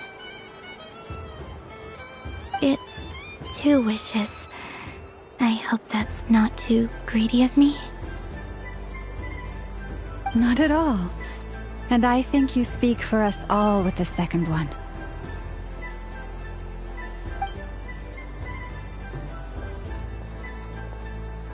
I shall continue to pray until the day that all of these wishes come true.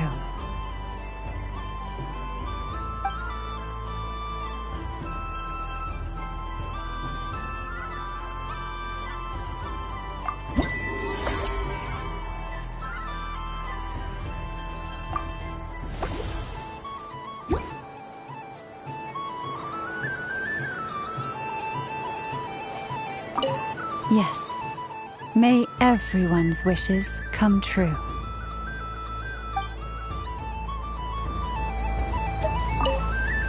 Yes.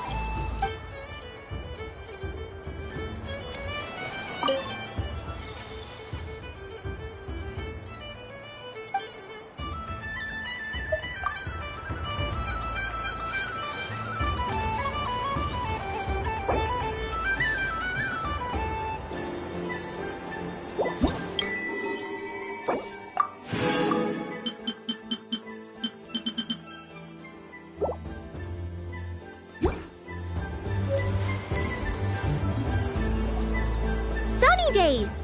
I prefer sunny days. Ah, well, you are as warm as the sun itself, Moon Goddess. Very well. I believe your spirit animal has to be this most adorable chic badger. Wow! Thank you, Mr. Talking Magic Lamp. Have a very happy festival, Moon Goddess.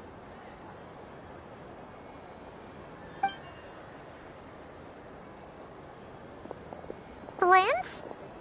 That's you, isn't it? Shh. It's our little secret, my dear traveler in Paimon. Okay, sure, but why are you here selling sugar sculptures? Everyone celebrates in their own way.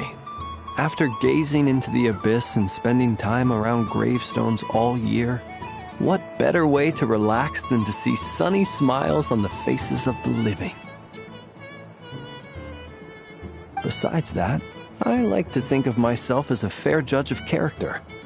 I dare say matching personalities to confection suits me rather well. That's not what Paimon was talking about. Aren't you afraid that your true identity might be exposed? Should I be? There is all manner of magic in the air this moon prayer night, thanks to the work of the great mages. I see Miss Columbina is hiding in plain sight. Why should I not do the same? Why miss this rare opportunity to enjoy a special evening in my true form? Fair enough. You got a point there. People who don't know you will probably think you're just a talking lantern. Well, now that we see eye to eye, what brings you here? Not a search for your spirit animal, I presume? Ah, well, actually... Here, see for yourself. Oh, this is... How wonderful. A beautiful idea. Yeah, we just met Barca, and he said that having everyone draw their own section was kind of boring. So, he did your bit for you.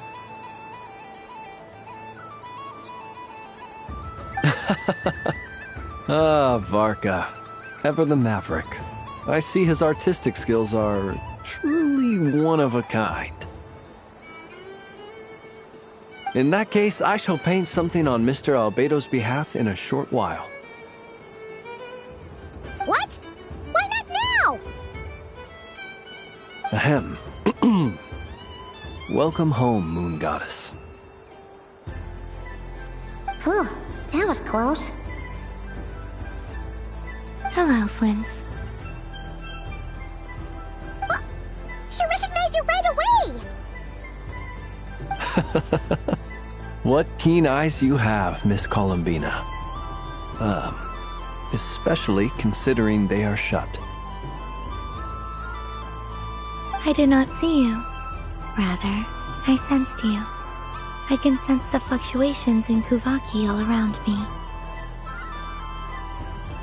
One would expect no less of the Moon Goddess. Might I interest you in some candy? Yes, please. Excellent. I shall make some for you right away. Hmm? Something the matter, Miss Columbina? What about my spirit animal? All the other children carrying sugar sculptures are talking about it. Wait, is she taking the test seriously?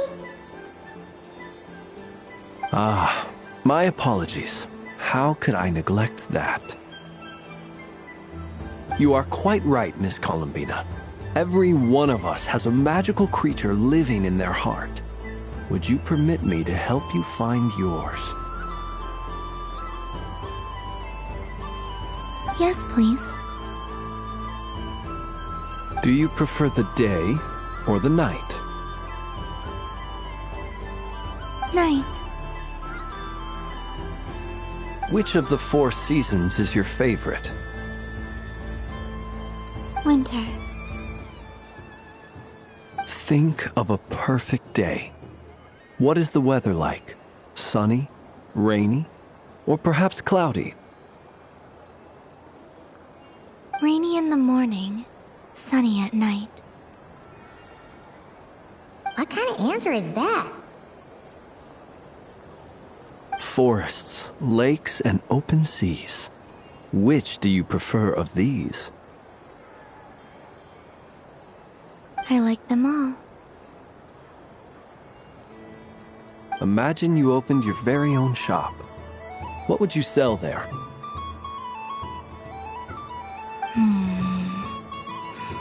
Moonlight, I think. Wow! My mom would totally shop there.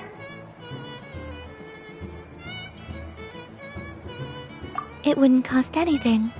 You'd just need to visit. Aha! I believe I know what your spirit animal is. Here, for you. Oh, it's a Kohenki!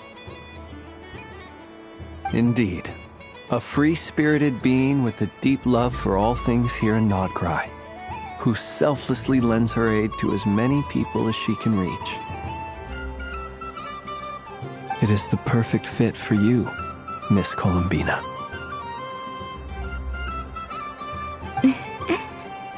Thank you.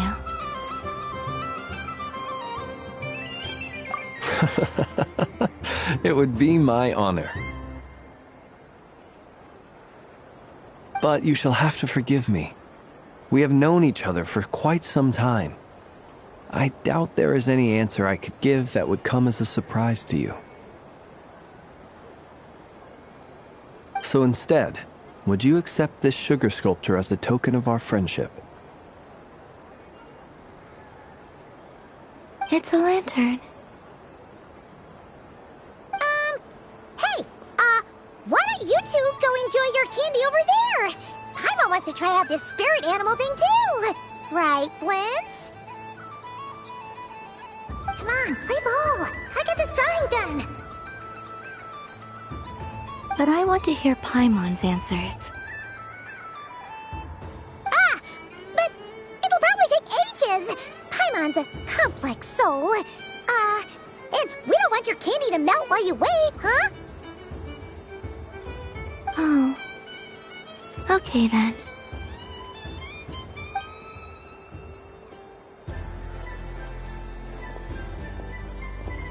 Phew! Nice excuse, Lady Paimon. That was some quick thinking. Yeah, no thanks to you. A little help next time?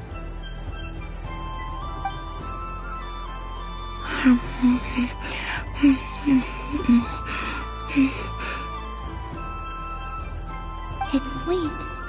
Is that Lockaberry? I wonder what flavor the Traveler got. This way! This way! It's the candy-selling lantern! I'm coming! Of course. Traveler, maybe we can share? Yes. I found out recently that people share their food sometimes, so I'd like to try it. Or... is that a no? Thank you.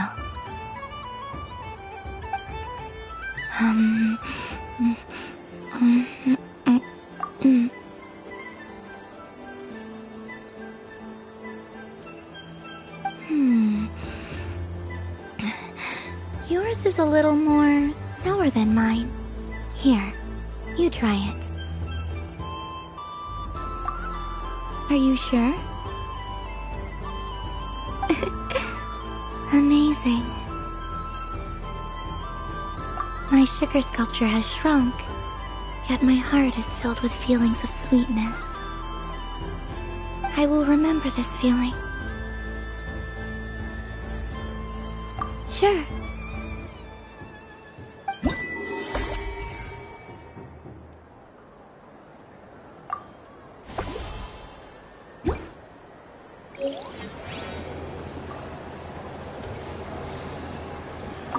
Something about festive lighting always has a way of putting the warmest smiles on people's faces.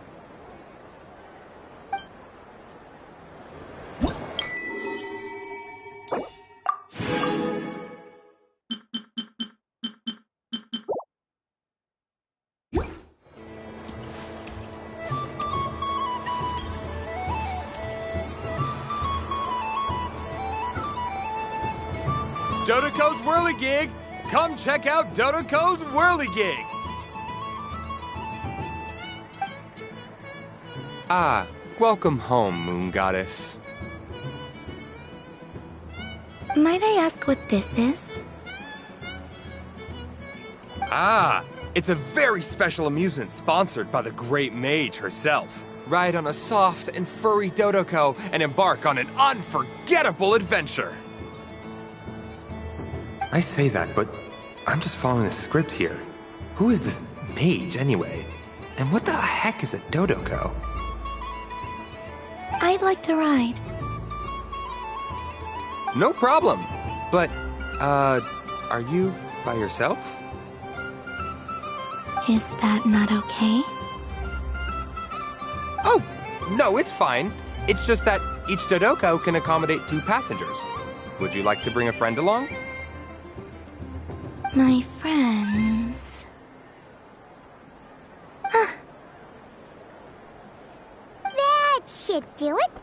Now, we just need to get everyone else to draw something on it too.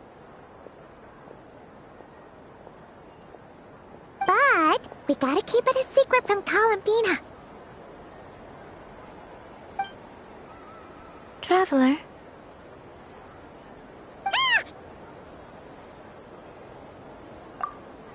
I want to go on that ride. Will you join me?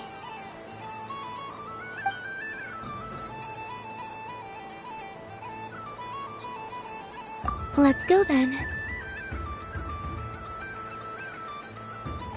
Don't worry. Paimon will do the rounds. You go have fun.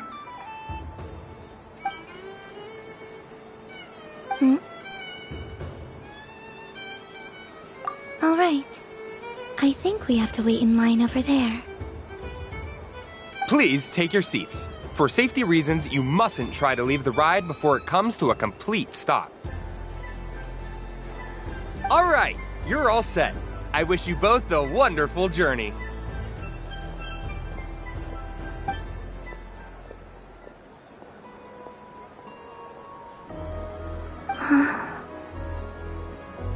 Not bad.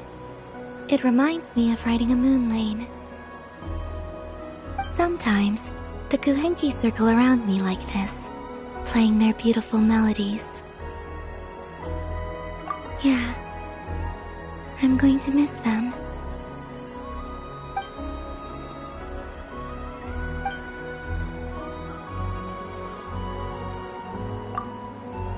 It does. I've felt scared in the past, too. But this is a little different.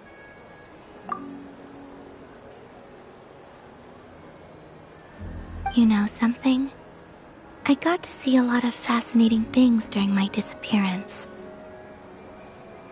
I saw how the Frost Moon Scions act around their families. So different than how they used to act in my presence. And I also saw how they interact with their friends. It made me curious at first. Why do people act so sincere when they're worshipping gods, but save their truest, warmest feelings for each other? Slowly, I came to realize that it's because they trust one another. They know, deep down, that they'll be accepted for who they are. All of it. The good and the bad. I know. I knew it the moment you started calling out my name. What I fear now is the end. I fear losing all this the very night I have gained it.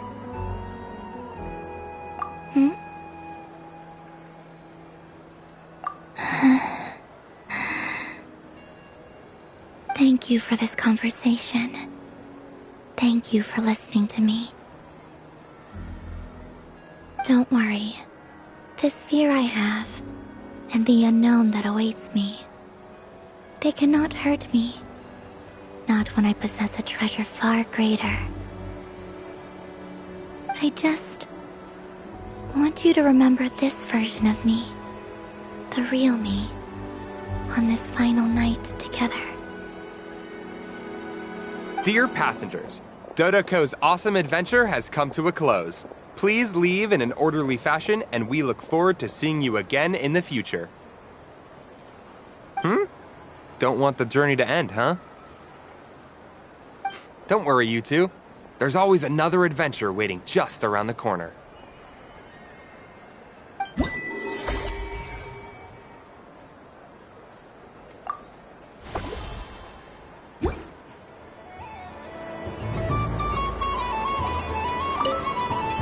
Dodoko's Whirligig. Come ride on a soft and furry Dodoko and embark on an unforgettable adventure.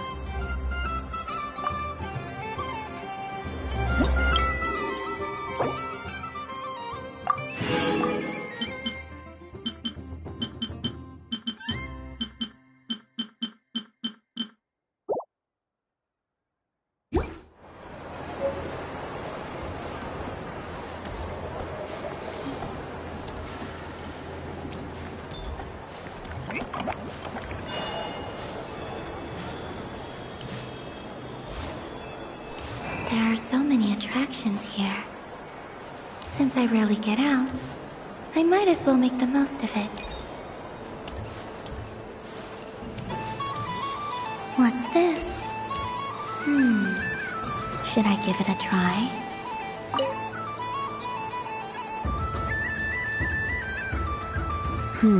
I don't have enough data. Need more samples. But who should I ask for help? Is this one of the amusements? Or is it a research project? Bit of column A, bit of column B. I'm currently running some synchronization tests on these bots. Basically, you need to press the button to help them successfully obtain the treasure. But you've got to time it right. I'll record your data, which will be used to improve the robot's accuracy. But, ma'am, I mean, Moon Goddess, don't you think you should take your eye mask off first? There's no need. I will be all right. Okay then. Whatever you're comfortable with. Great. Then let's begin.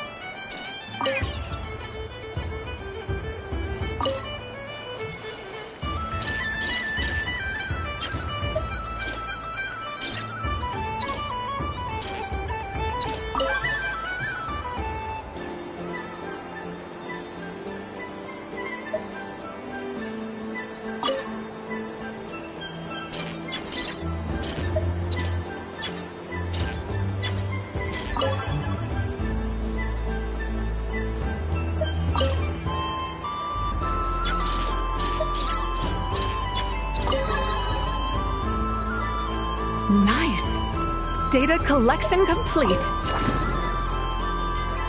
Cool! So much useful data. I'm progressing much faster than I expected.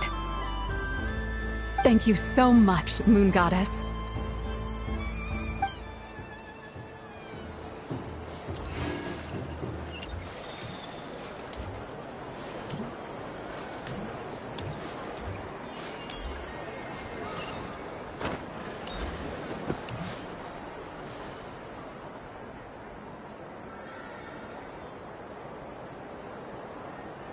Doesn't make any sense. How am I losing every single time? Wait, Inefa, you're cheating, aren't you? Yeah, that must be it. I am not cheating, I know. Uh-oh, sounds like Inefa's turning into a big baloney bot. I think it's time for some serious maintenance.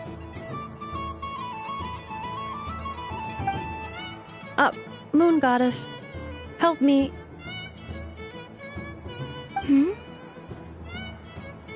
Miss Columbina, I know, is attempting to cheat. What the? I'm not the cheater. You're the cheater. How dare you throw it back at me?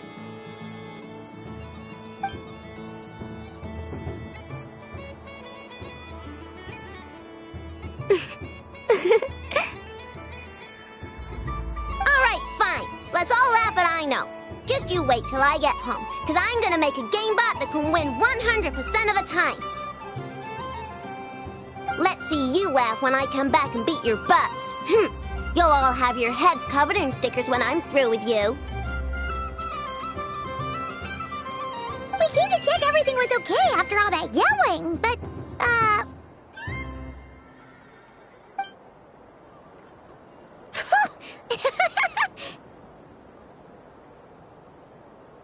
Whatever it is, it sounds like cheating is allowed. Kuhenki concentration. Each player starts with differently colored Kuhenki. Each round, they draw one Kuhenki from their opponent. When a player has two Kuhenki of the same color, they make a pair and can be discarded. any that can't form a pair must be kept. The round ends when a player can't form any more Kuhenki pairs, and that player gets a sticker.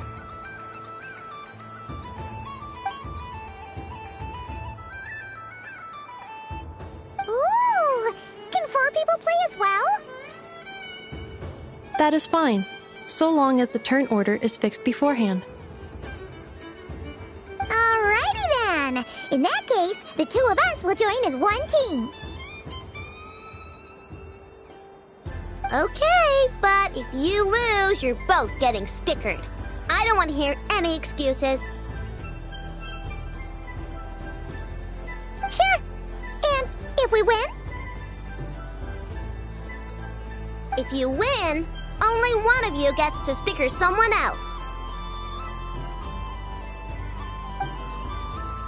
I have taken to calling this. I know logic. Hey, lay off me, alright? Okay, so we're starting the game from scratch again, which means all my stickers so far don't count. Looks like Luonatar is the Kuhenki of honor for this game. Anyway, let's go clockwise, starting from Inafa.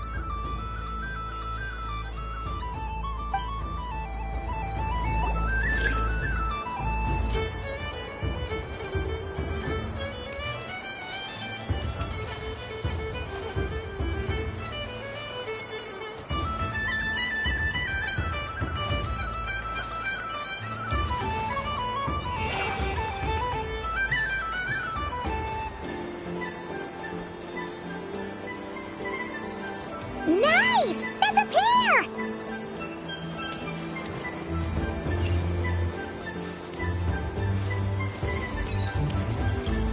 Go, go, fly!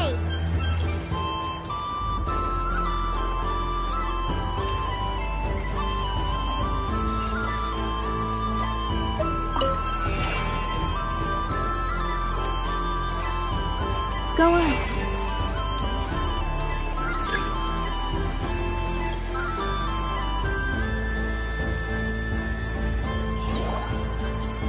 I have a pair.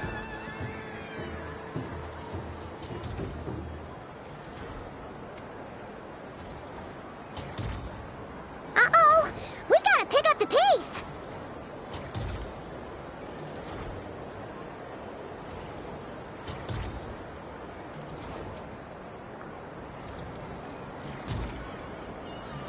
Phew, that was too close. I thought I was gonna lose. Let's see who's gonna be the unlucky one!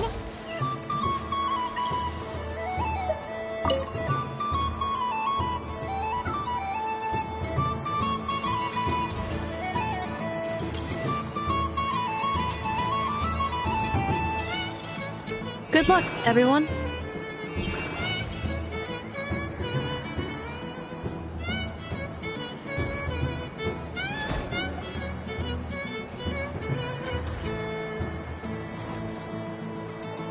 Let me pick a good one. What's it gonna be? You're looking very pleased with yourself there. What happened to being a huge Grumposaurus? I won. Duh.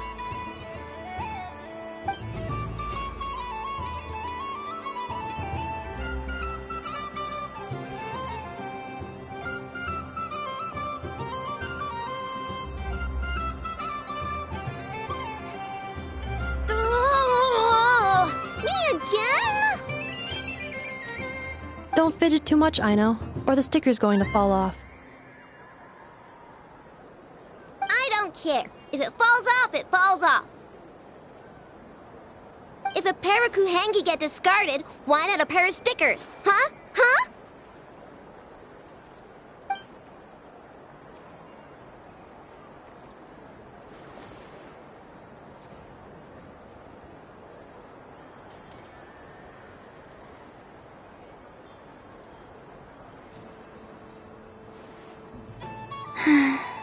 I've lost.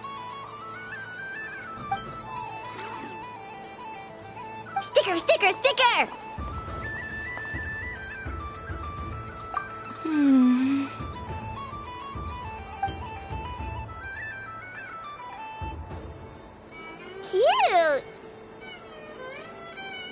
You think so?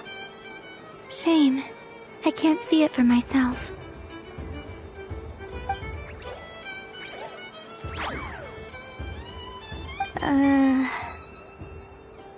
What did Luanatar say? She said it looks so cute that she wants me to lose a few more rounds.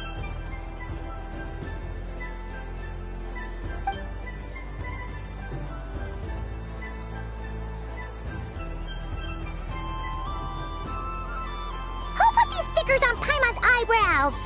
Ugh, she can barely see. All right, now, I think we got enough evidence to prove.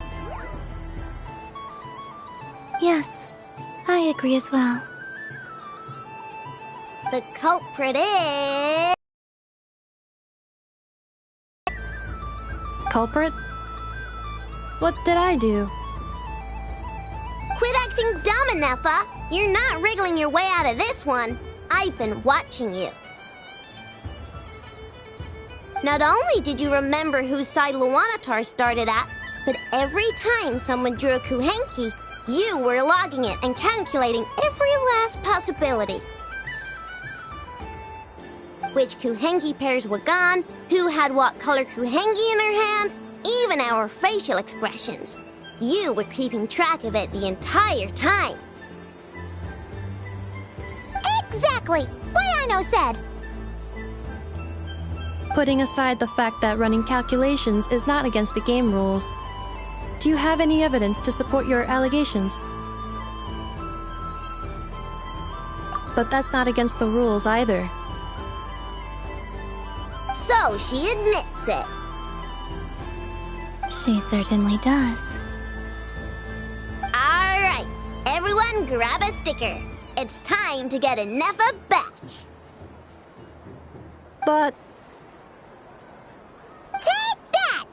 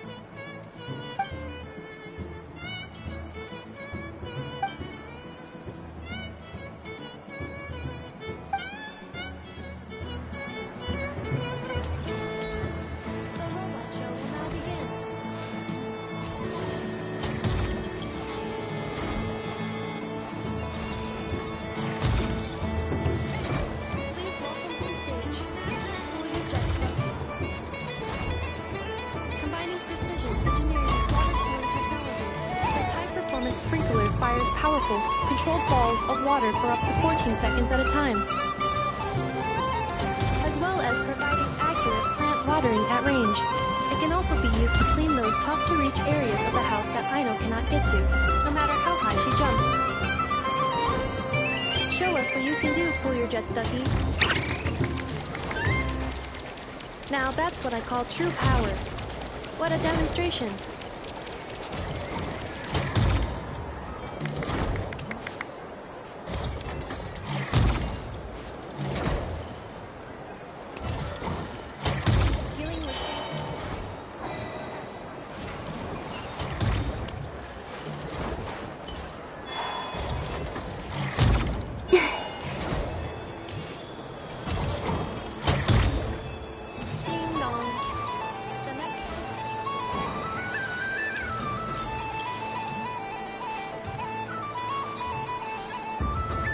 Moon Prayer Candy! Beautiful, tasty Moon Prayer Candy!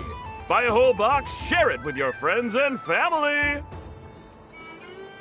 Candy? To share? I wonder what flavors everyone would like. Welcome home, Moon Goddess. Fancy a box of Moon Prayer Candy? Sure. I knew you would. Now, what flavor would you like? I'm not sure. What flavors do you have? Is this for yourself or as a gift? A gift for my friends. Ah, I see. In that case, I'd recommend apple, lockaberry, or midsummerberry. Those are the most popular. Do you have nocturnal blossom flavor? Huh. I've seen couples give those as gifts before, but I did not know they were edible. No? Okay then. Moonfall silver? You did say this was for friends, right?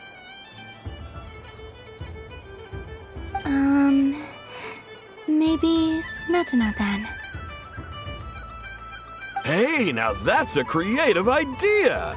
I've never tried it before, but if you're happy to wait, I can see about whipping up a batch on the spot. While we're at it, you got any other ideas?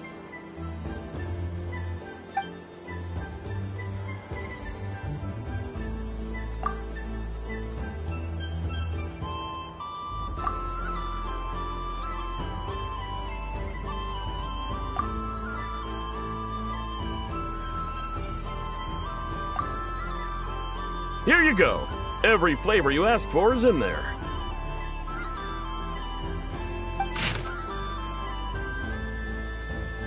Thank you. I should be the one thanking you! You brought me a whole bunch of new business. It's like a genuine blessing from the moon goddess. I hope you and your friends have a lovely night.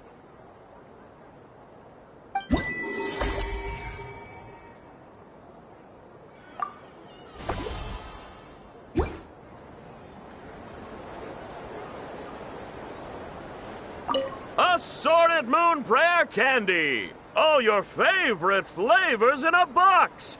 Alright, kids, just line up over here.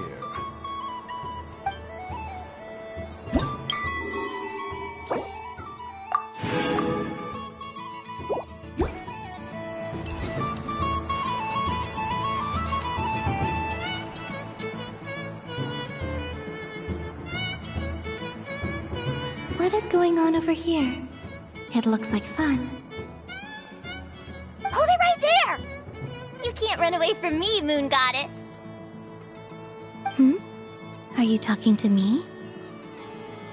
Of course. Do you see anyone else here dressed up as the Moon Goddess besides me and you? Hey, come on! Call me by my title. Happy Moon Prayer Night, Moon Goddess. And the same to you. Anyway, there's no time to waste. Get ready for the duel of a lifetime. Duel? Meet my partner, Stacko. Come on out, Stacko. Well, don't just stand there. Let's see your partner. Partner?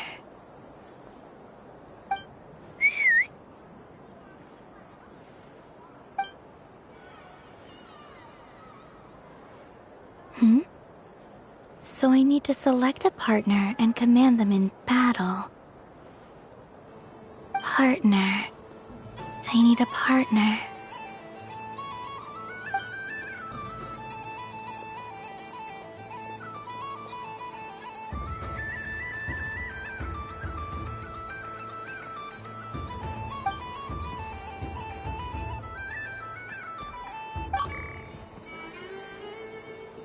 Whoa! Am I seeing things? Where'd you get a Kuhenki? They're super rare. That's great. But you can only bring one partner to battle against me and Stacko. No ganging up allowed. They all look so eager to be picked. Which one should I choose?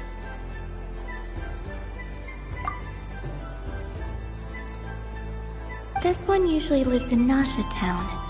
She likes falling asleep to the sound of striking hammers. And I bet she's quite familiar with robots' weak spots. They all look so eager to be picked. Which one should I choose?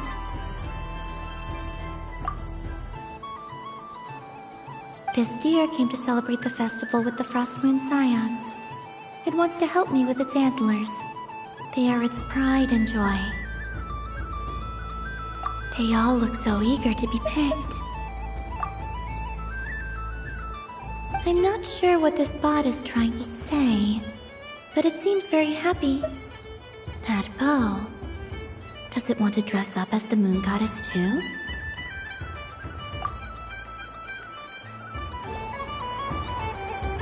Testing!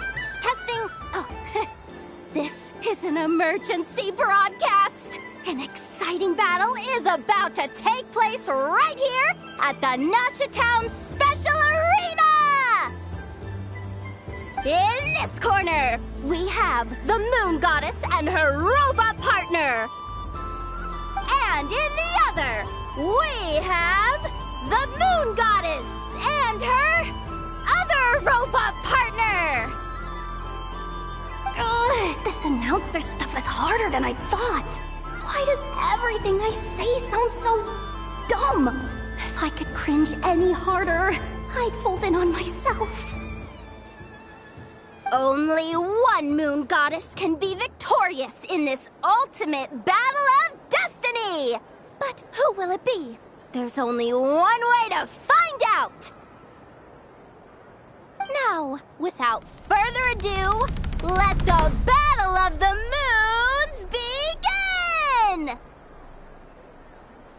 I don't care who we're up against. Stacko and I ain't gonna lose! Let's strike first! Stacko, formation shift!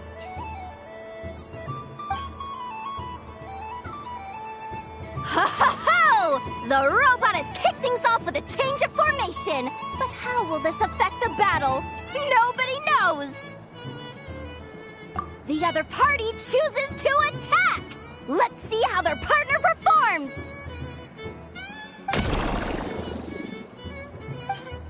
Stacko! The attack lands! And if those sizzling sounds are anything to go by, it was very effective! Okay then. Stacko, maintain formation and enter your empowered state.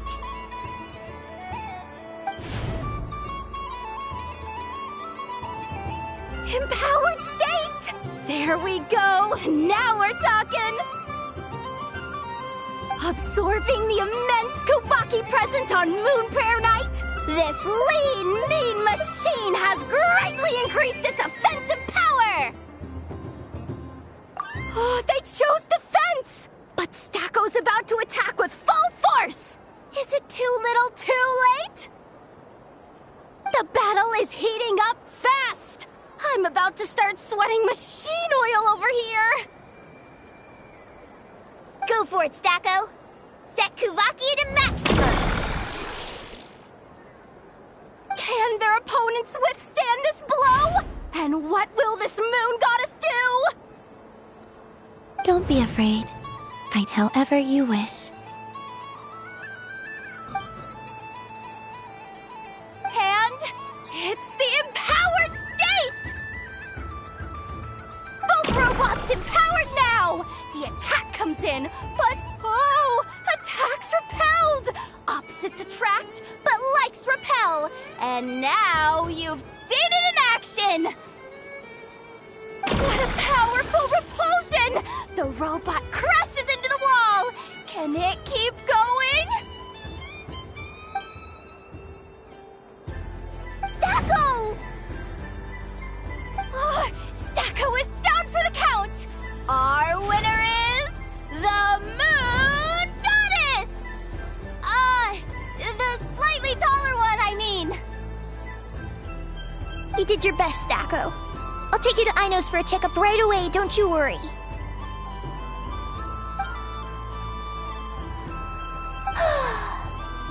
Well, you beat me fair and square, I guess. Honestly, I underestimated you. Won't make that mistake again. I think my partner deserves most of the credit.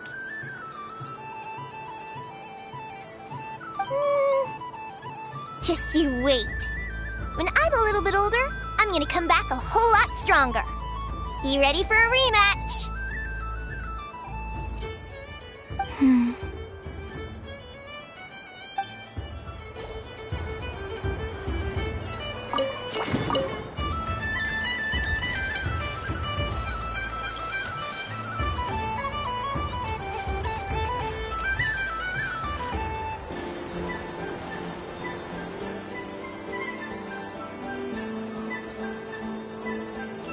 Well, well, look who it is. I heard someone went and disappeared on us the moment we let her out of our sight. They looked all over for you. Frankly, I didn't think you'd be back for Moon Prayer Night. Were you worried about me, Sandrone? You would like that, wouldn't you? Do you even hear what you're saying? It seems to me like you disguised yourself with festive headgear, just so that you could come see me on Moon Prayer Night and make sure I'm okay. You didn't even bring Polonia with you. You? Ugh, I thought you couldn't see! I cannot. But I sense the confusion of those around us rippling through the Kuvaki currents. Based on what I know about you, let me guess what you're wearing. Is it cat ears? Shut up! I'm only here to protect the Fatui's interest in this territory. Running into you was pure bad luck. Really? But you were the one who asked Arlecchino to help everyone find my name.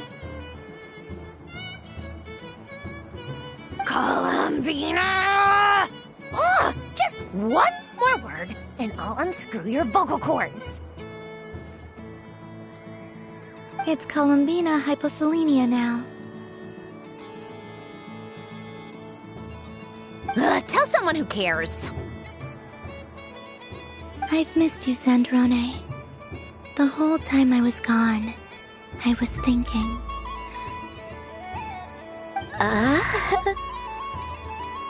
I hope I get a chance to say some ugly words to you. Is that supposed to be a joke? Anyway, let's go play that game. What? You mean that frostfin whale? Yes. It's some kind of game where you get bitten if you step on the wrong tooth. Seems like fun. Who in their right mind would wanna... Because you're not a scaredy cat. Fine! You wanna play? Let's play. Don't complain when I kick your sorry butt. Lovely.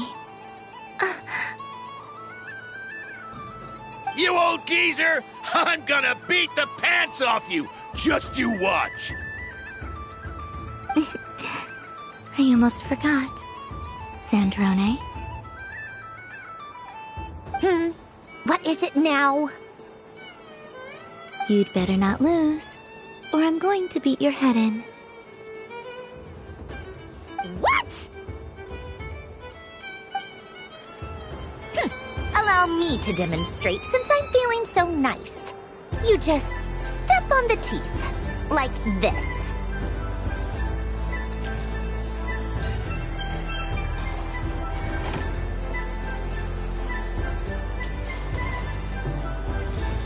Which should I pick?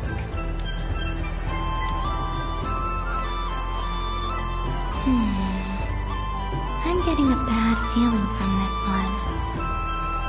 Sensing Kuvaki doesn't count as cheating, right? I want to switch.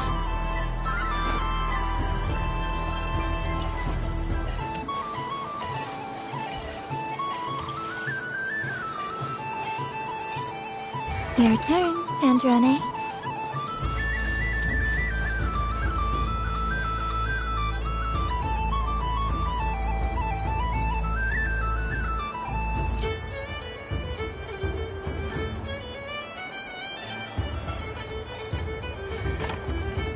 Don't come crying to me if you get bitten.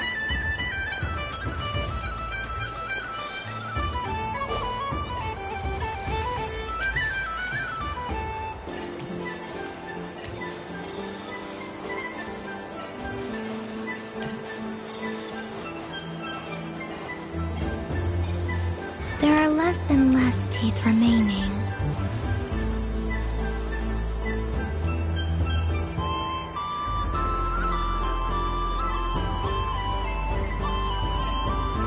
Huh?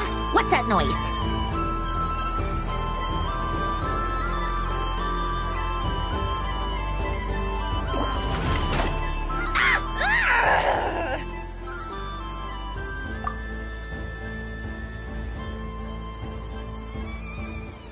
I think you might have picked a bad tooth, Sandrone.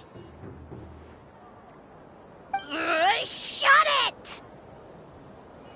Do you need any help? It seems like you're stuck.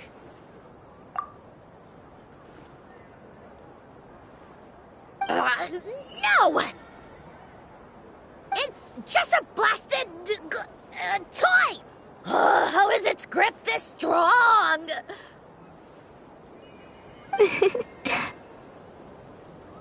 Stop laughing! All right. Well, you lost. So just like I promised. Hey! What are you doing? Are you seriously? Hiya!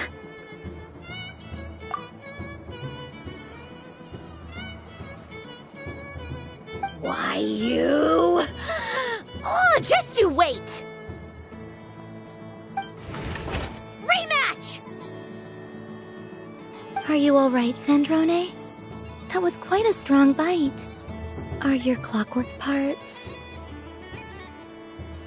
Quit your fussing! I don't need it! All right.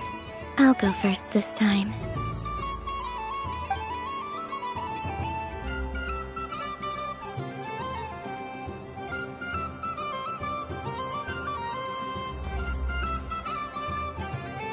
I see it now. She can sense which teeth are rigged. So I just need to avoid the same ones that she does.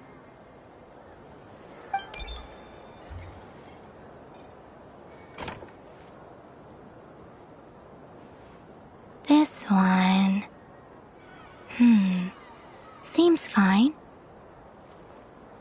She avoided that one then? Now I've got you. All right, my turn.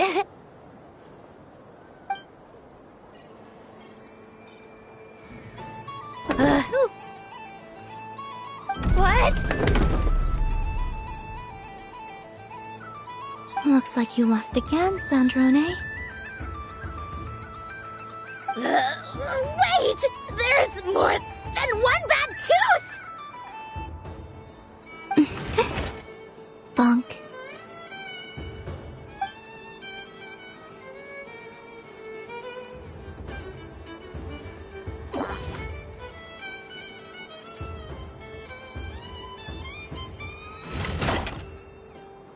Stupid game! What idiot came up with this?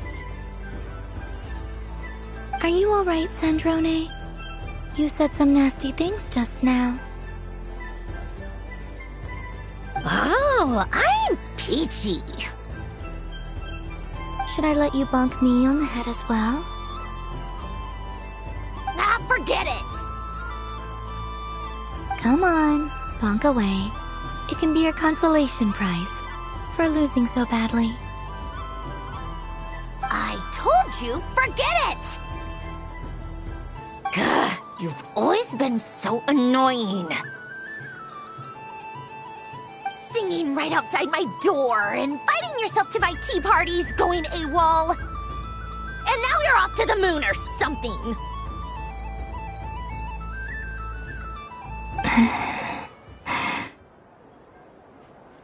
Of all my days with the Fatui, the times I spent with you, Arlecchino, and Rosaline, they were my favorite. I will not forget them, just as I shall not forget this moment.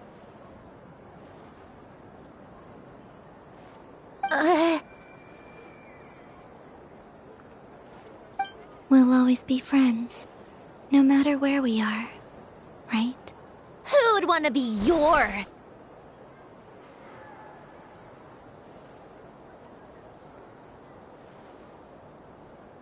I'll miss you, Sandrane.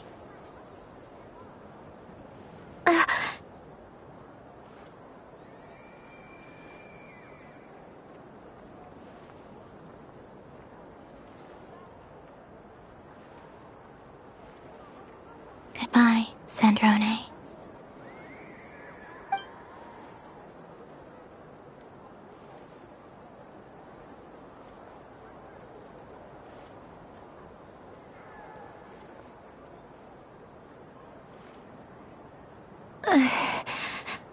I'll miss you too, Columbina.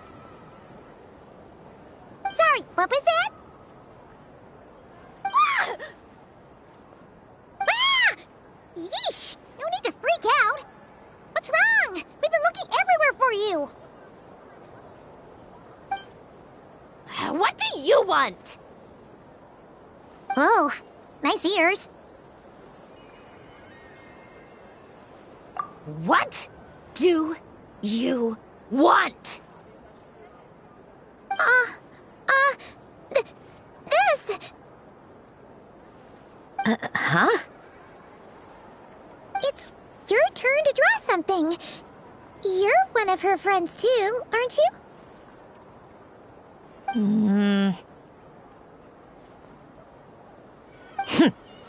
Doesn't know how lucky she is. Sorry? Nothing. I'm done. Take it. Oh, that was fast. Oh, and one more thing. Last time we spoke, you mentioned you were interested in the Narcissan Kreuz Ordo's research, remember? There were too many people when we last met, so we didn't get the chance to do this. What are you talking about?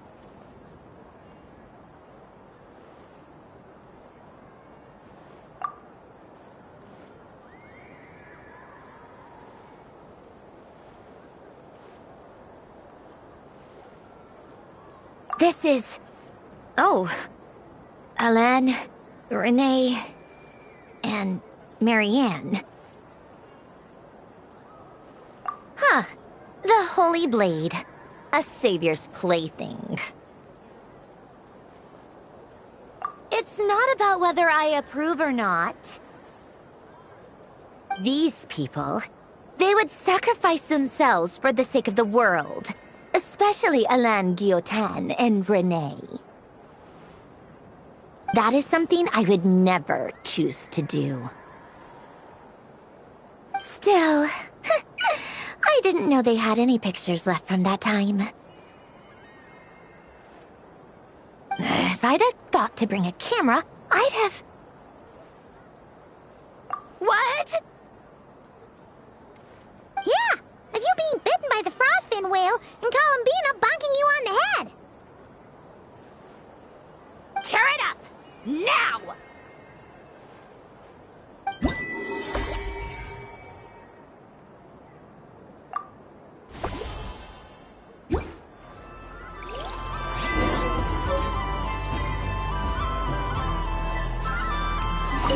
What's there to see on that moon anyway? Let her go up there and cry alone. See if I care. You're giving me candy? That isn't like you. This had better not be some weird prank. Coffee flavor? I thought you hated coffee. It's extra strong too.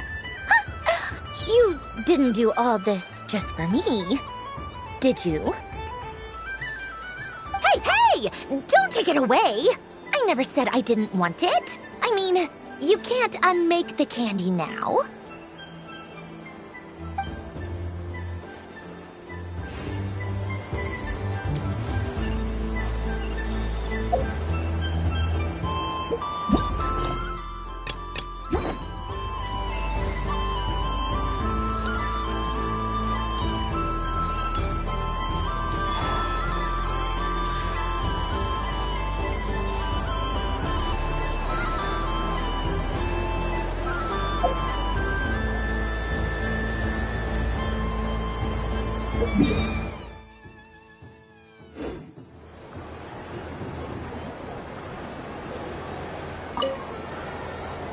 Traveler. Hey there, Columbina! Are you done checking out the festive amusements already? Are you sure you don't want to look around some more? You might not get another opportunity like this for a while.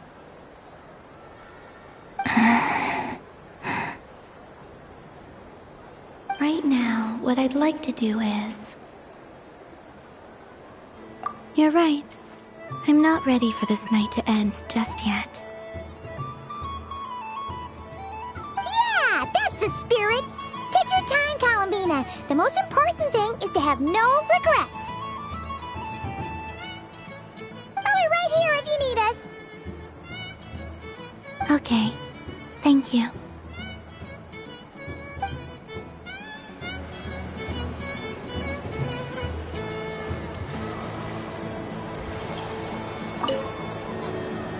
Traveler, Paimon.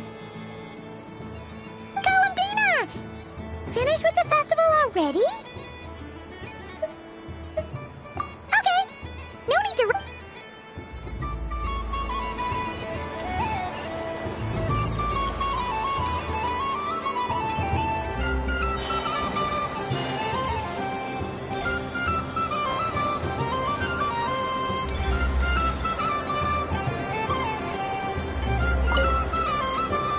Traveler. Columbina! Finished with the festival already? Oh! Candy for us? Thanks a bunch, Columbina. Don't mind if we do. Whoa! This one's intense. But it's so tasty. What about you, Traveler? How does yours taste? Oh, sounds good. Paimon's drooling now. Are there any more Smatna candies in the box?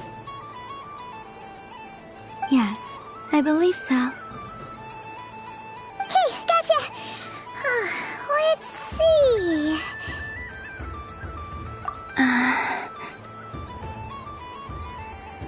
Sure. This one, and yep, this one looks right too. Okay, that's 3. Here we go. 1 per person. It's so sweet.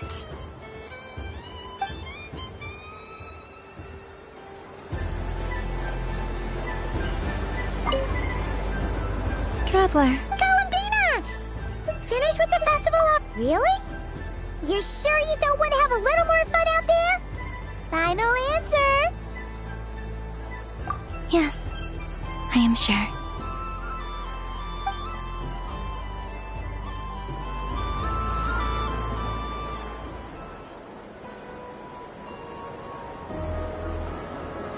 This was the most fun I've ever had on a moon prayer night.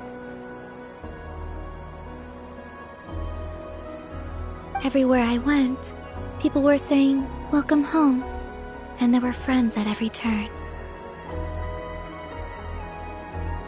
I only wish it could last longer than one night. Oh.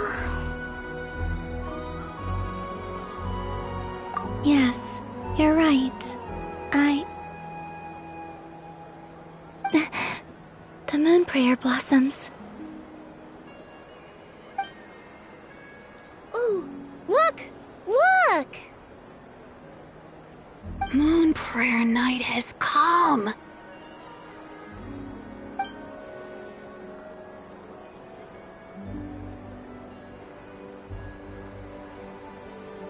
The moon.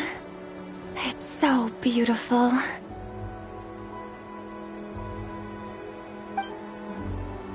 Happy Moon Prayer Night, dear.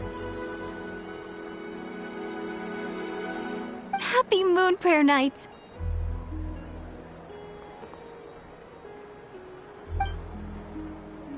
Happy Moon Prayer Night.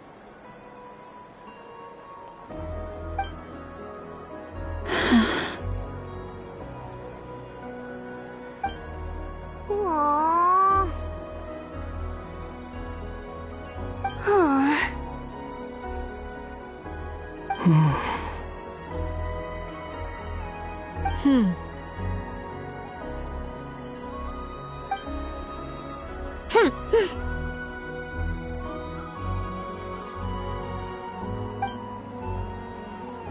Time flies when you're having fun.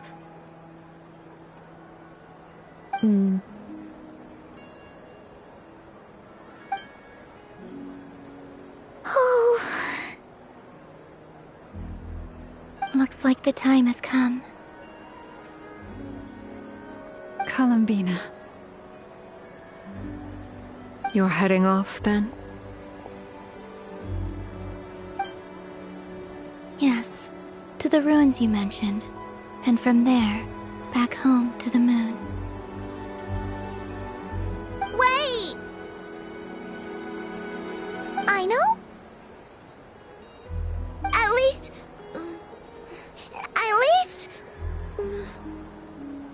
Take one of our craft shop's crumb cookies up to the moon with you. You know, for a snack. Sure. Why not? The Curatorium of Secrets believes in proper farewells. No story should be left without a satisfactory endnote. Never. Farewells are an important affair for the Ratniki, too.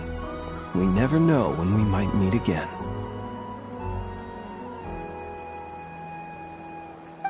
Haha! And here I thought grand farewells wouldn't suit tonight's mood. But I suppose friendly passion is not to be stopped, eh?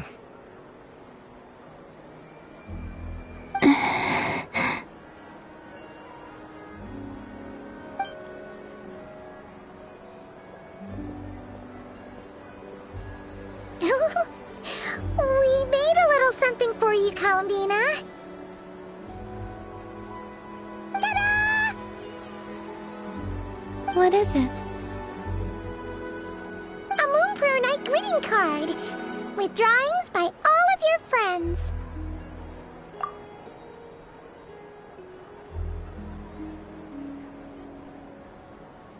You did mention that you'd like a portrait done, so I took the liberty of creating one for you. I, meanwhile, did the portrait of Mr. Albedo, and Mr. Varka did the same for me. I mean, I think my work was pretty true to life, don't you think? The picture of Ashru was my doing. The two of you seem to get along rather well. Wait, was I the only one who did a full-body picture?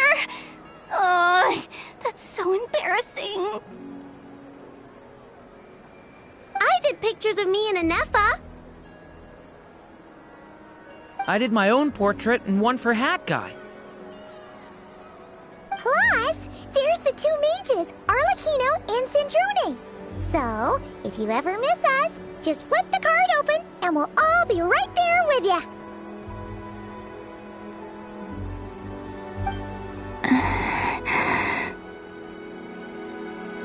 I don't know what to say. Thank you so much, everyone. This whole Moon Prayer Night was more than I could have ever asked for. It is the greatest gift I have ever received. Lama, I figured it out. Figured what out? Remember how the Frost Moon Scions used to use milk as invisible ink to write hidden messages? That was a very long time ago. Oh, are you saying? Yes.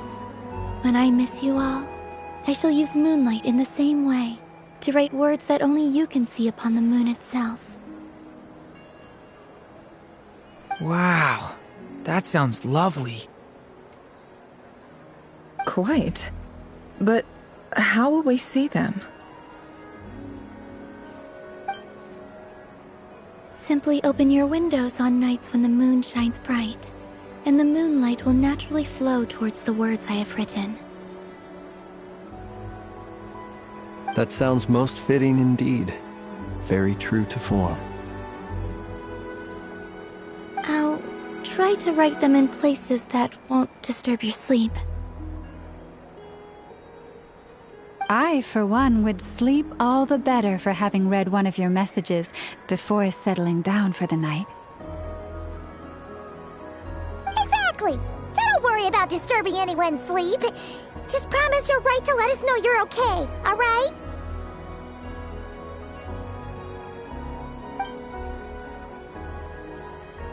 All right. I promise.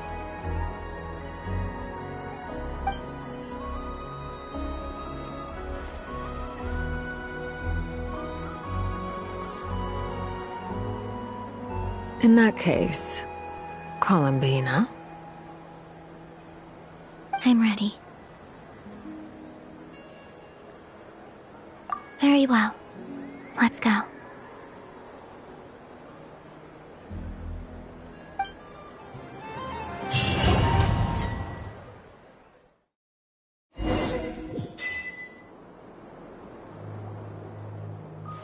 In just a few moments, I will be gone.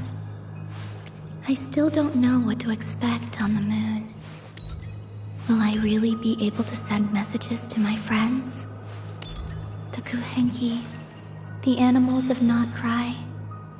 I'll never get to see them again. I wonder where I'll be when the next moon prayer night comes.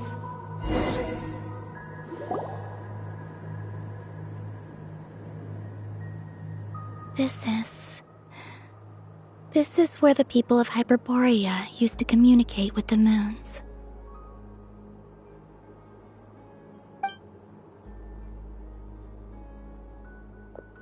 Eternal moon, frost moon, iridescent moon. When the power of all three converge, the gate to the moons shall open.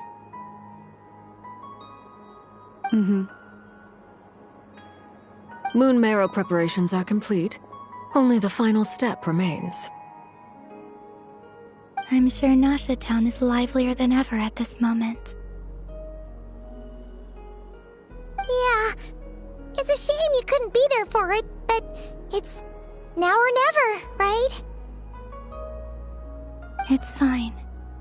I'm more than happy with this. My last piece of luggage. My only piece of luggage.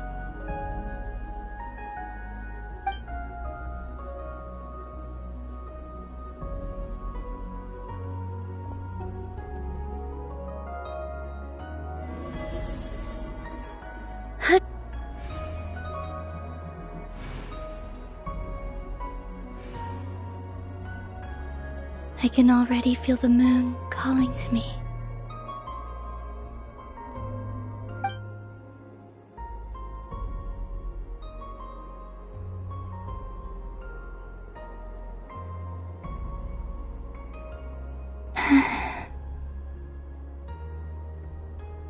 Your home lies on the far side of this light, Columbina.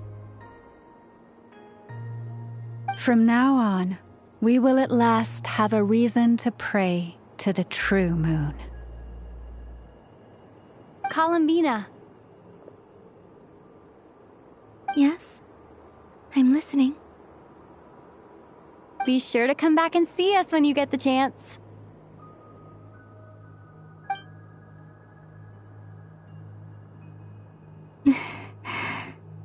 Of course.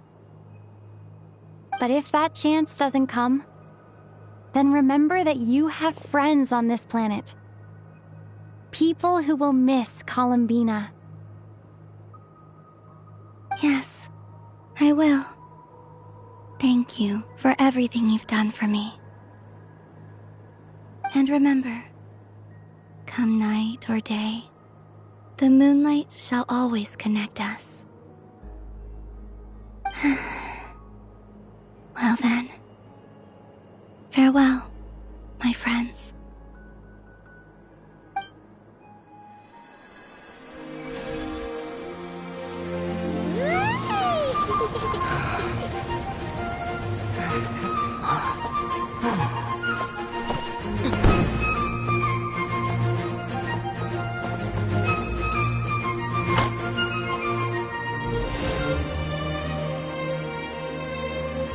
Thank you. This was my happiest night in Tevat. Farewell, Columbina.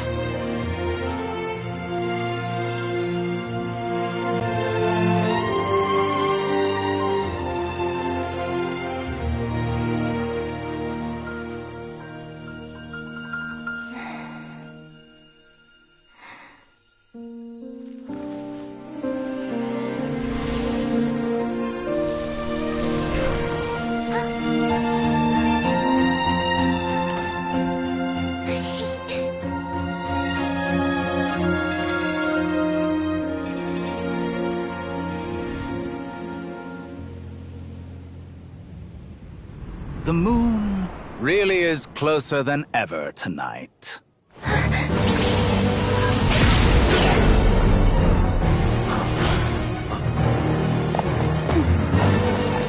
Columbina.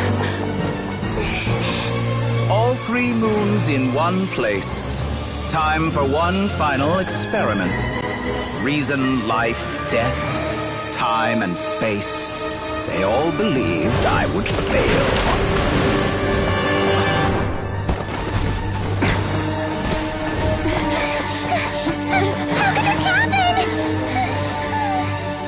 But Tevat's primordial power never did belong to the throne of heaven. And now, they are mine.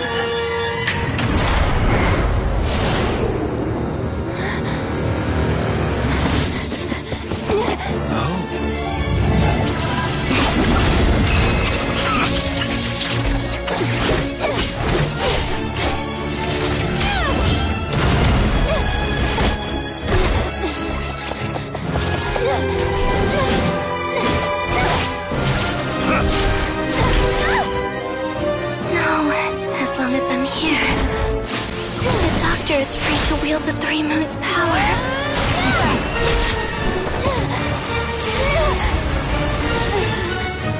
It's the only way.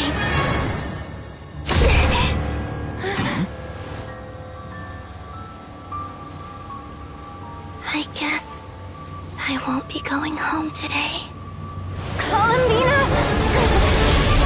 No!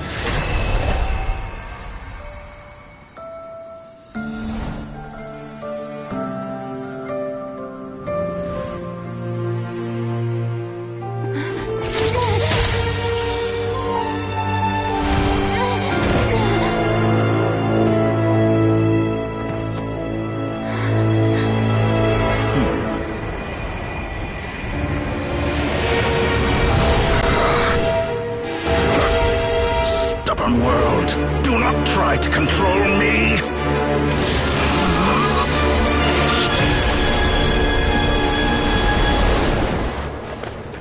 Columbina.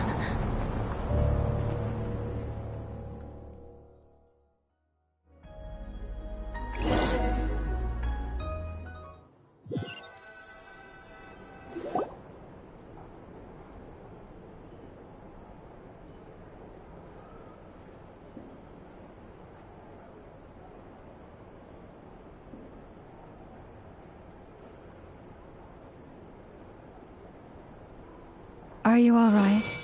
Do your wounds still hurt? I had someone prepare a little medicine that could prove effective. Take it if you need to. In that case, let me relate the contents of the call we made to Alice after the incident occurred.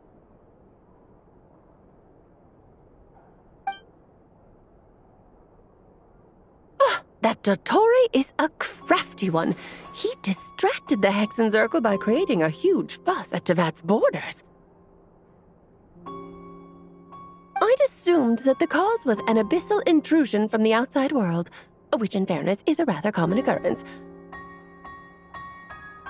But after learning that you managed to influence the phantoms in Nodcry, I realized that perhaps this interference could have come from within Tevat instead. But we weren't able to change their fates. True, you couldn't change how their stories ended, but you did build some variables around yourself.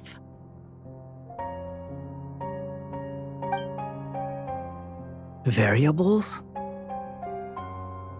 Yes, things you heard that you could not otherwise have learned, ideas that would otherwise have never crossed your mind. All these things are variables. Of course, most variables usually pale into insignificance with the myriad of possibilities floating around. But the moment you start treating them as building blocks and intentionally stacking them, that changes things. That's what Dottore did, and it's how he created the necessary conditions so that when you activated the portal tonight, it played right into his plan.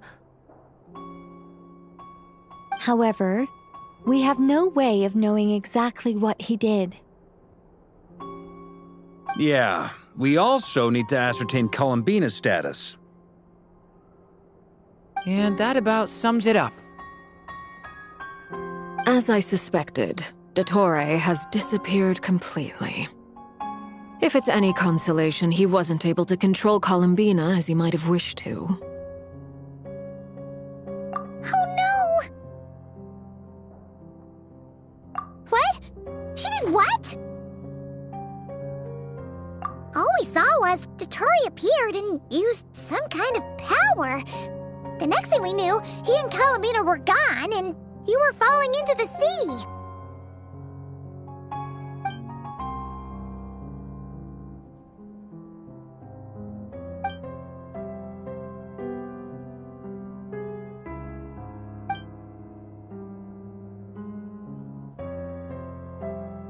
So, Columbina intentionally opened the Moon Gate and escaped into the same mysterious world as Rerir and Thalindis. Sounds like bad news.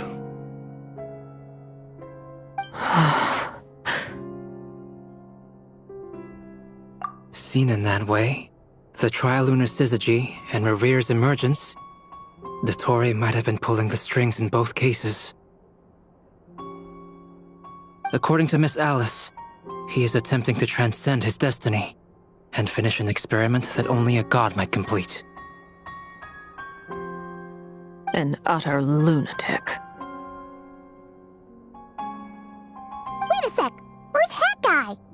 Seems like he'd want to be here for this. He took off with the Dodo communication device after we spoke to Alice. He said he had a hunch that he wanted to investigate by himself. The look on his face was terrifying. I've never seen him like that before.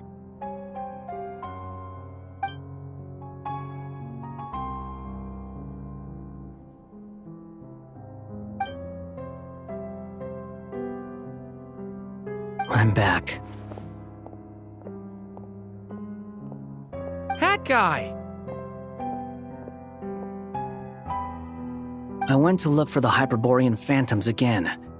I think I've gotten to the bottom of it. I got them to talk to Nicole on the other end of the communications line.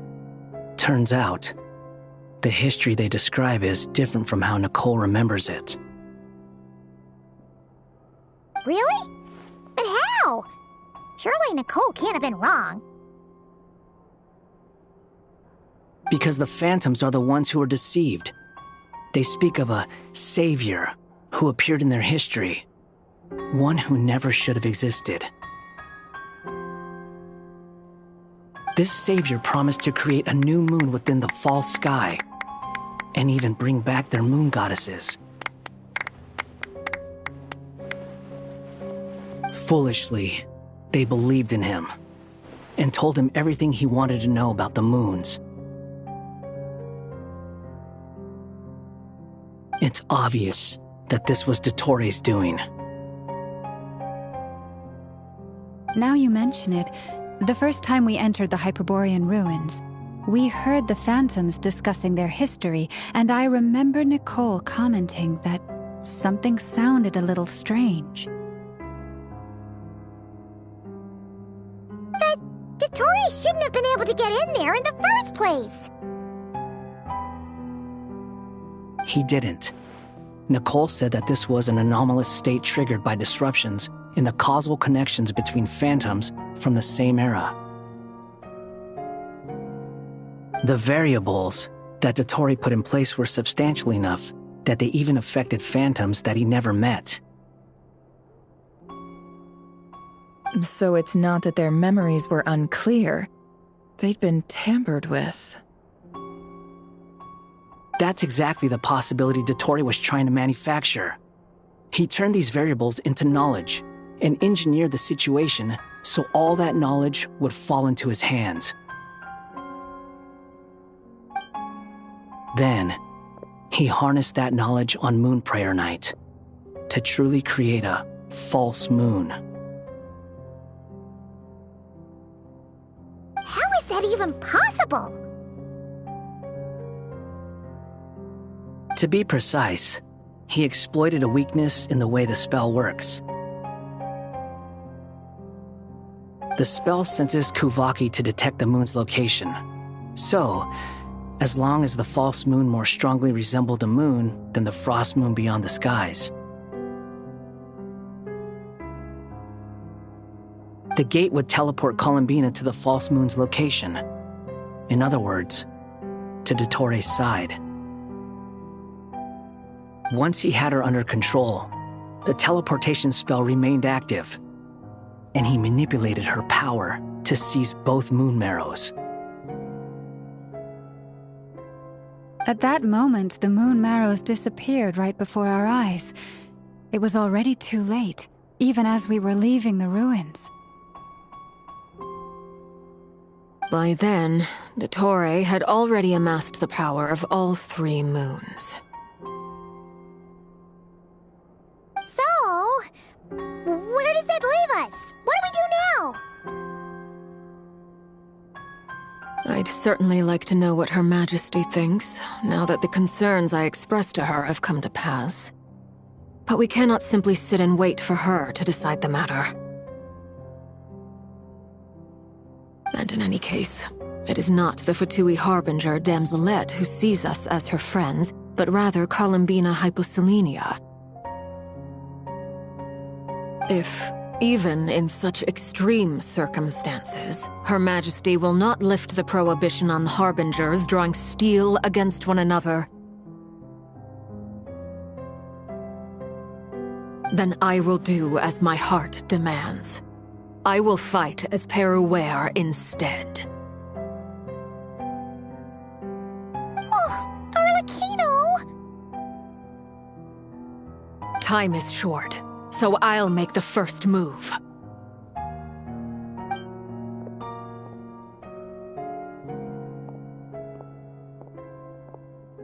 Whew. Even Arlecchino seems to be losing her cool now.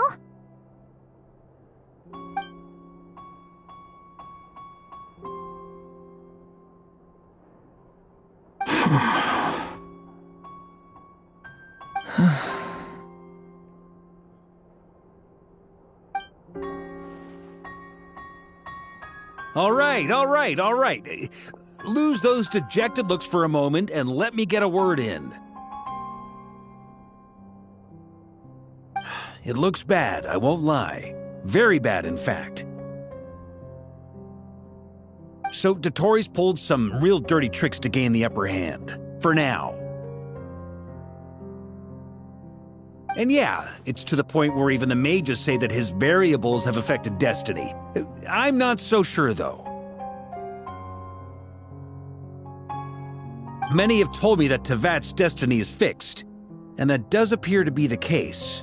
Well, what makes Dottori so sure he'll be the exception? And since he was able to stack these variables up,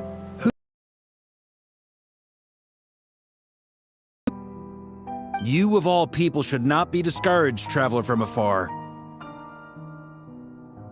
This isn't over yet. And you're not alone in that. Everyone here does, whether they've spoken thus far or not.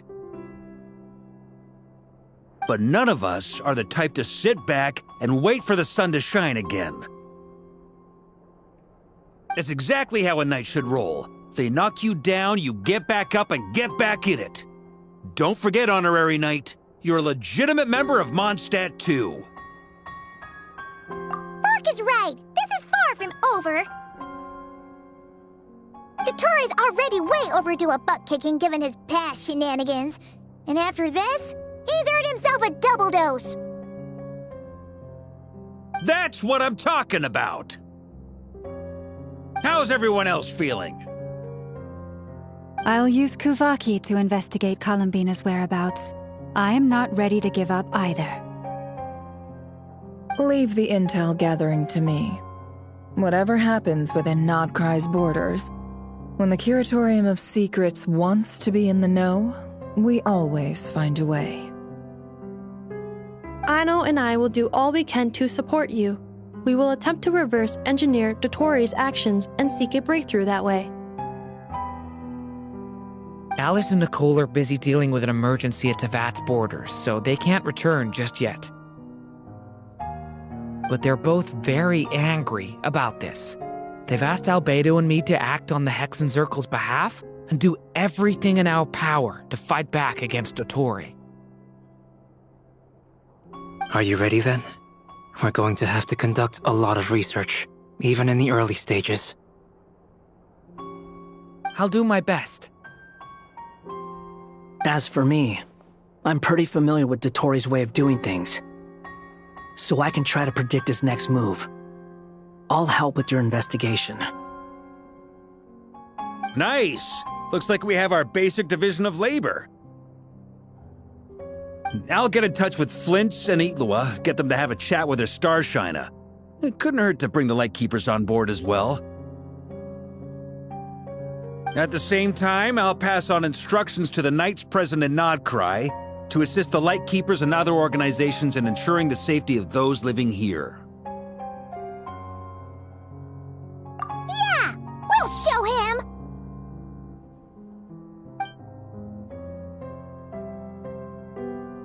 That's it then. Good luck, everyone.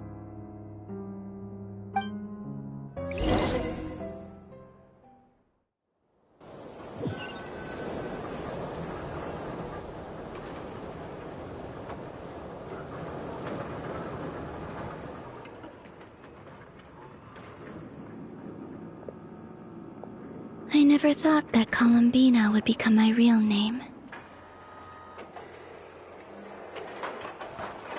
It went from being a Fatui code name to something my friends call me. And remember, come night or day, the moonlight shall always connect us.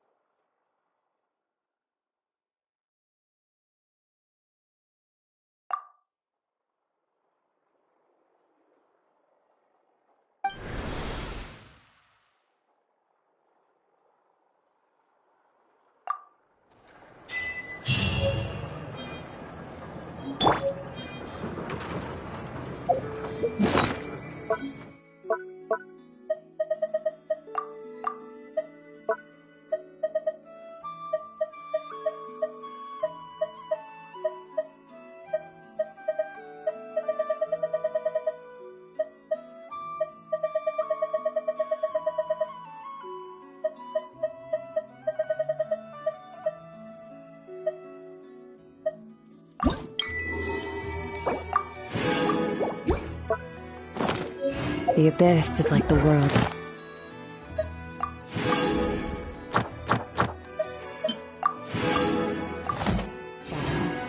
It's always there, and it will